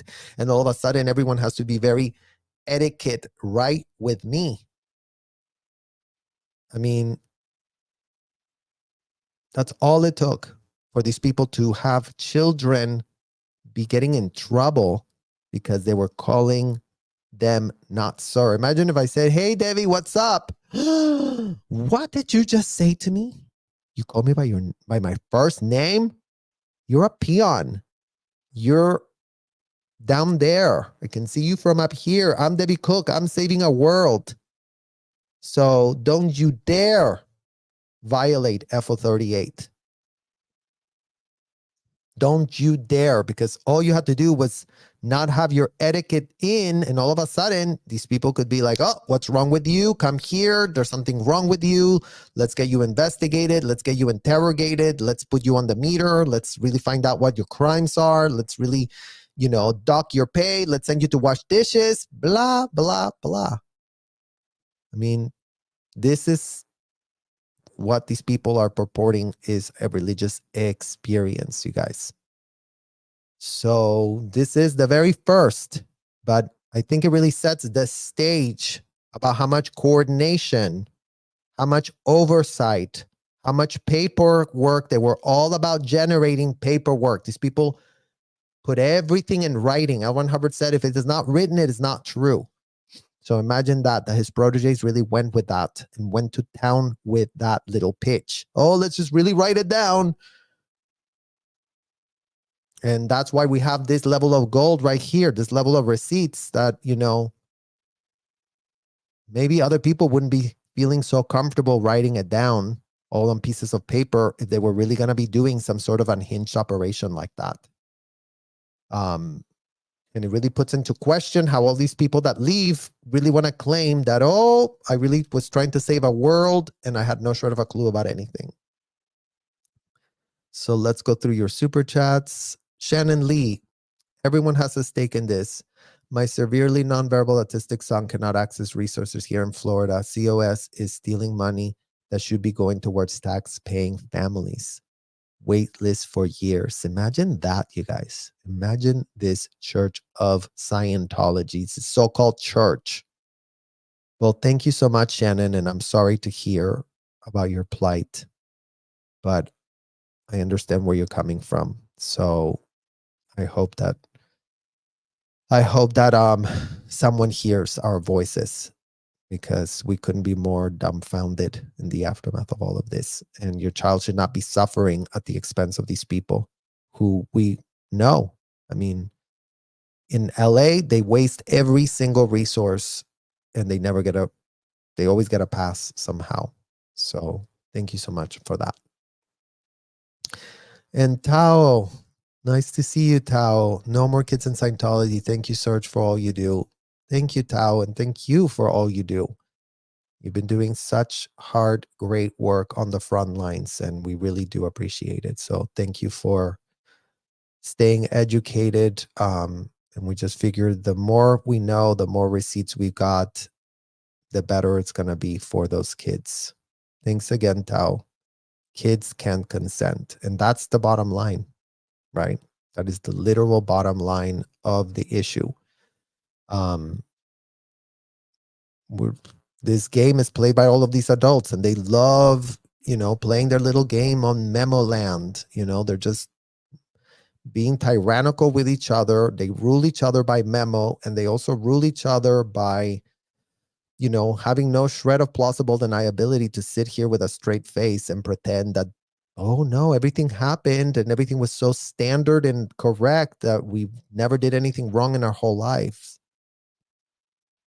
So that's what we're pushing back on today, that these are the level of receipts that we have to contextualize that these adults did know what was going on, did brief everyone on it, And here we are.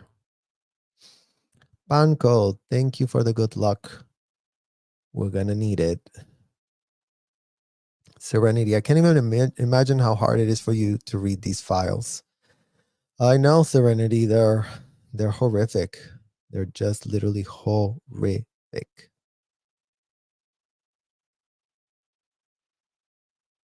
Hi, Christina. Thank you. Hi, Shannon.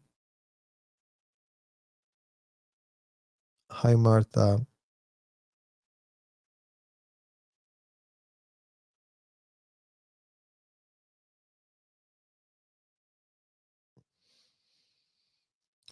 Paula is like, it's usually the cover up, not the crime.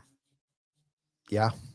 And these people have everything. They literally were running their unhinged hotel with cover ups. They would cover it all up through memos. They would cover it all up through typing it up real quick for themselves. And then they covered it up by telling everybody. I mean, imagine that was their crisis management go to. Oh, let's really brief everyone.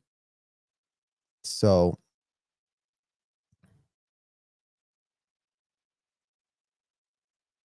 Mike Winters was an exec. Does this relate to him as well to take accountability?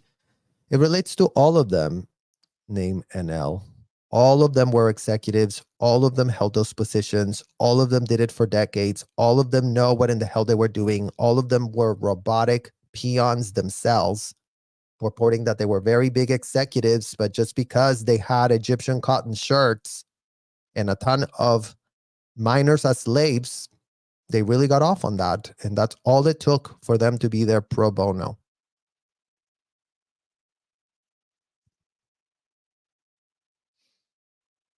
Thank you, Joe. Yes, please make sure you hit the like button, you guys, because it's helping the algorithm expand our message, since we really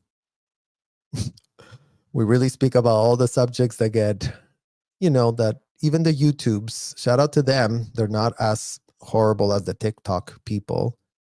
They do let us speak our mind and our own personal opinion a lot more than TikTok, but they still ding our videos because we're talking about kids issues and they don't like that. So we really need to change that for these algorithms, because imagine the poor kids, they don't have a shred of advocate for themselves, and then all of these algorithms sanction because, oh, we don't want to be known as the platform that really has that level of information out there. And imagine we're coming with receipts, literally translating the receipts, the internal documents these people keep on themselves to make our point.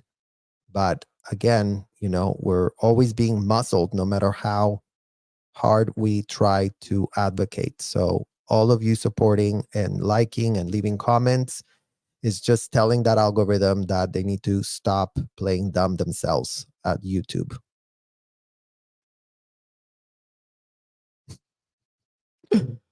I know, whistleblowing, which I'm glad you caught my pinche pendejas joke.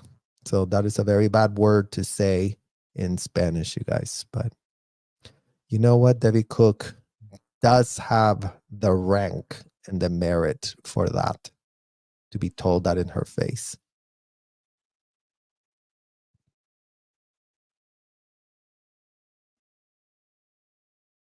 You have to be a special kind of twisted to do this to children. Yeah.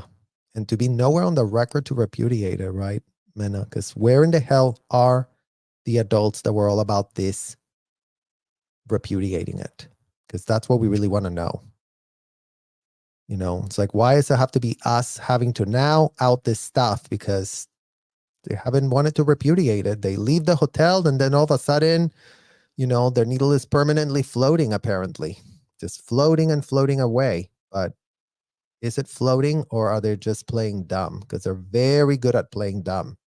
Within a snap of a finger, they're playing dumb and dumber.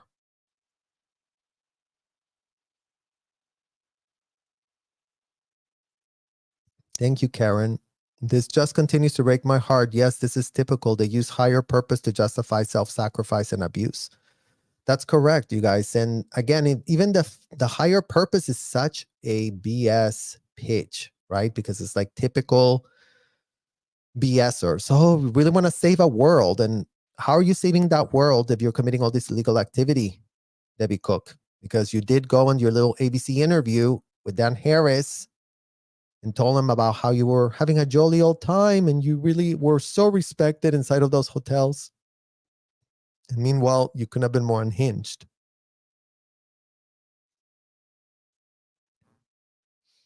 Thank you, Lana. I appreciate it.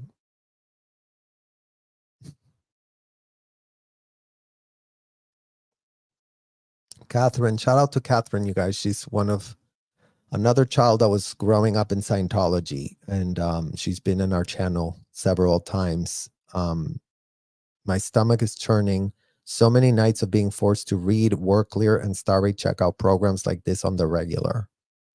I feel you, Catherine. I really do feel you, because I had the same feeling of this. It's like when we read these things, it's like it takes us back to that exact situation that we had, you guys, which is like, what in the literal hell is actually going on? How evil is an understatement. Yeah. It's just like understatement of the century, right? Literally.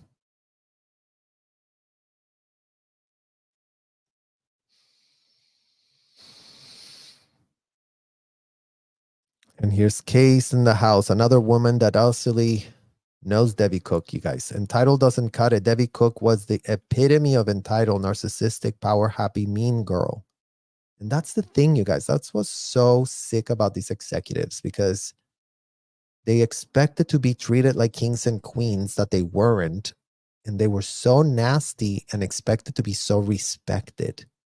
And that's really what's so sickening. Like, because us as kids, as minors, like, we bought the pitch. Oh, they're really important. They always acted like they were important. They always acted like they knew what in the hell they were talking about. But, now that we got our eyesight back, we literally see what in the hell this was.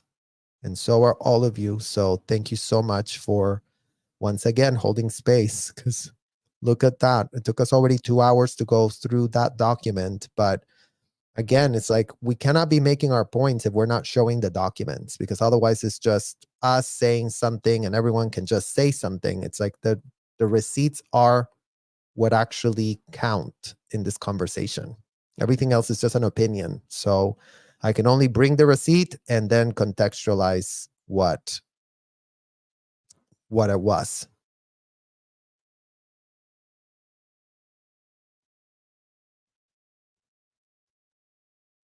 Oh yeah, you guys. Here's Tao's channel as well. So please go follow him, because he's very, very active in being an advocate for the kids and for everything that's going on. And he had a very good, very smart conversation with the LAPD. So shout out to him for going out. So please go and subscribe to his channel too.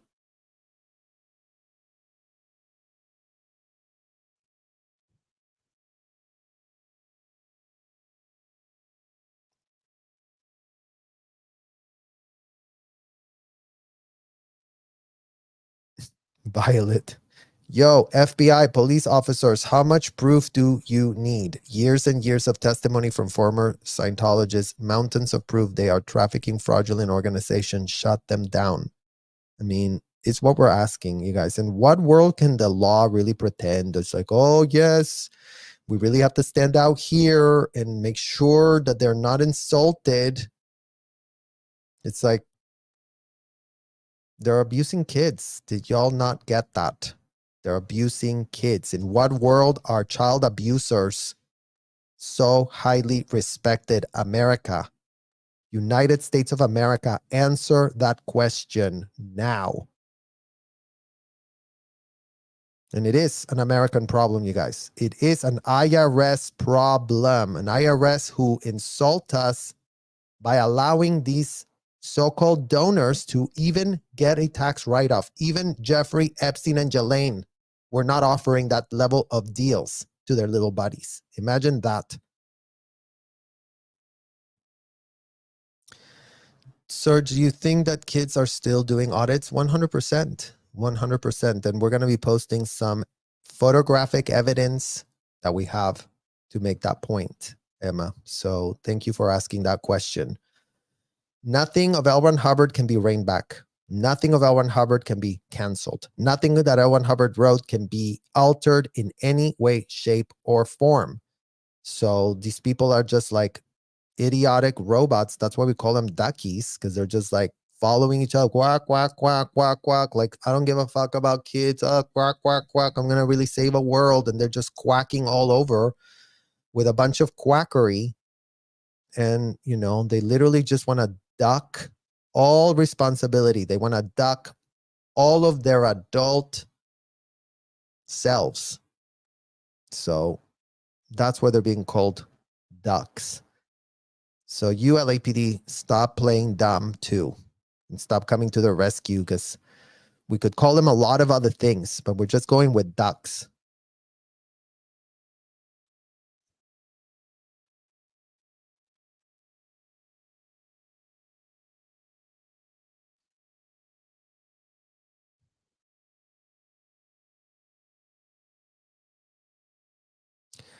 In addition to SA and physical abuse, child welfare check also for parental neglect, preventing children from getting education in school. Yeah, and imagine that, you guys, that we have that on the record, that Scientology does call welfare checks on people. So before anyone wants to go, oh, but they had no idea, you know, how many welfare checks could be done, and how welfare checks work because they're so insulated from society. BS. They literally know how to call welfare checks. They called one on Chris right before he was assaulted. So why in the hell have they not called a single welfare check for any minor that they become full knowledge of, knowing they get essayed? Because that's what in the hell we need to understand right now, Robert E. Mangle. Why are you not having your client call in welfare checks when kids are literally getting essayed? Or why in the little hell do you guys have so many police on speed dial that you're looping out on purpose? You're looping them out so you can make the money, so you can figure out how to deal with the scenario. And we would love to hear from your literal attorneys why in the hell you are all doing that. How many divisions are in Scientology? There's 7 divisions, you guys. There's the executive division 7. Division 1 is for ethics. Division 2 is to make money. Division 3 is to be their treasury. Division 4 is to do audits courses. Division 5 is to really check how all those courses are being done. And Division 6 is to grab people inside of the hotel. So that's the whole wheel of abuse and corruption right there.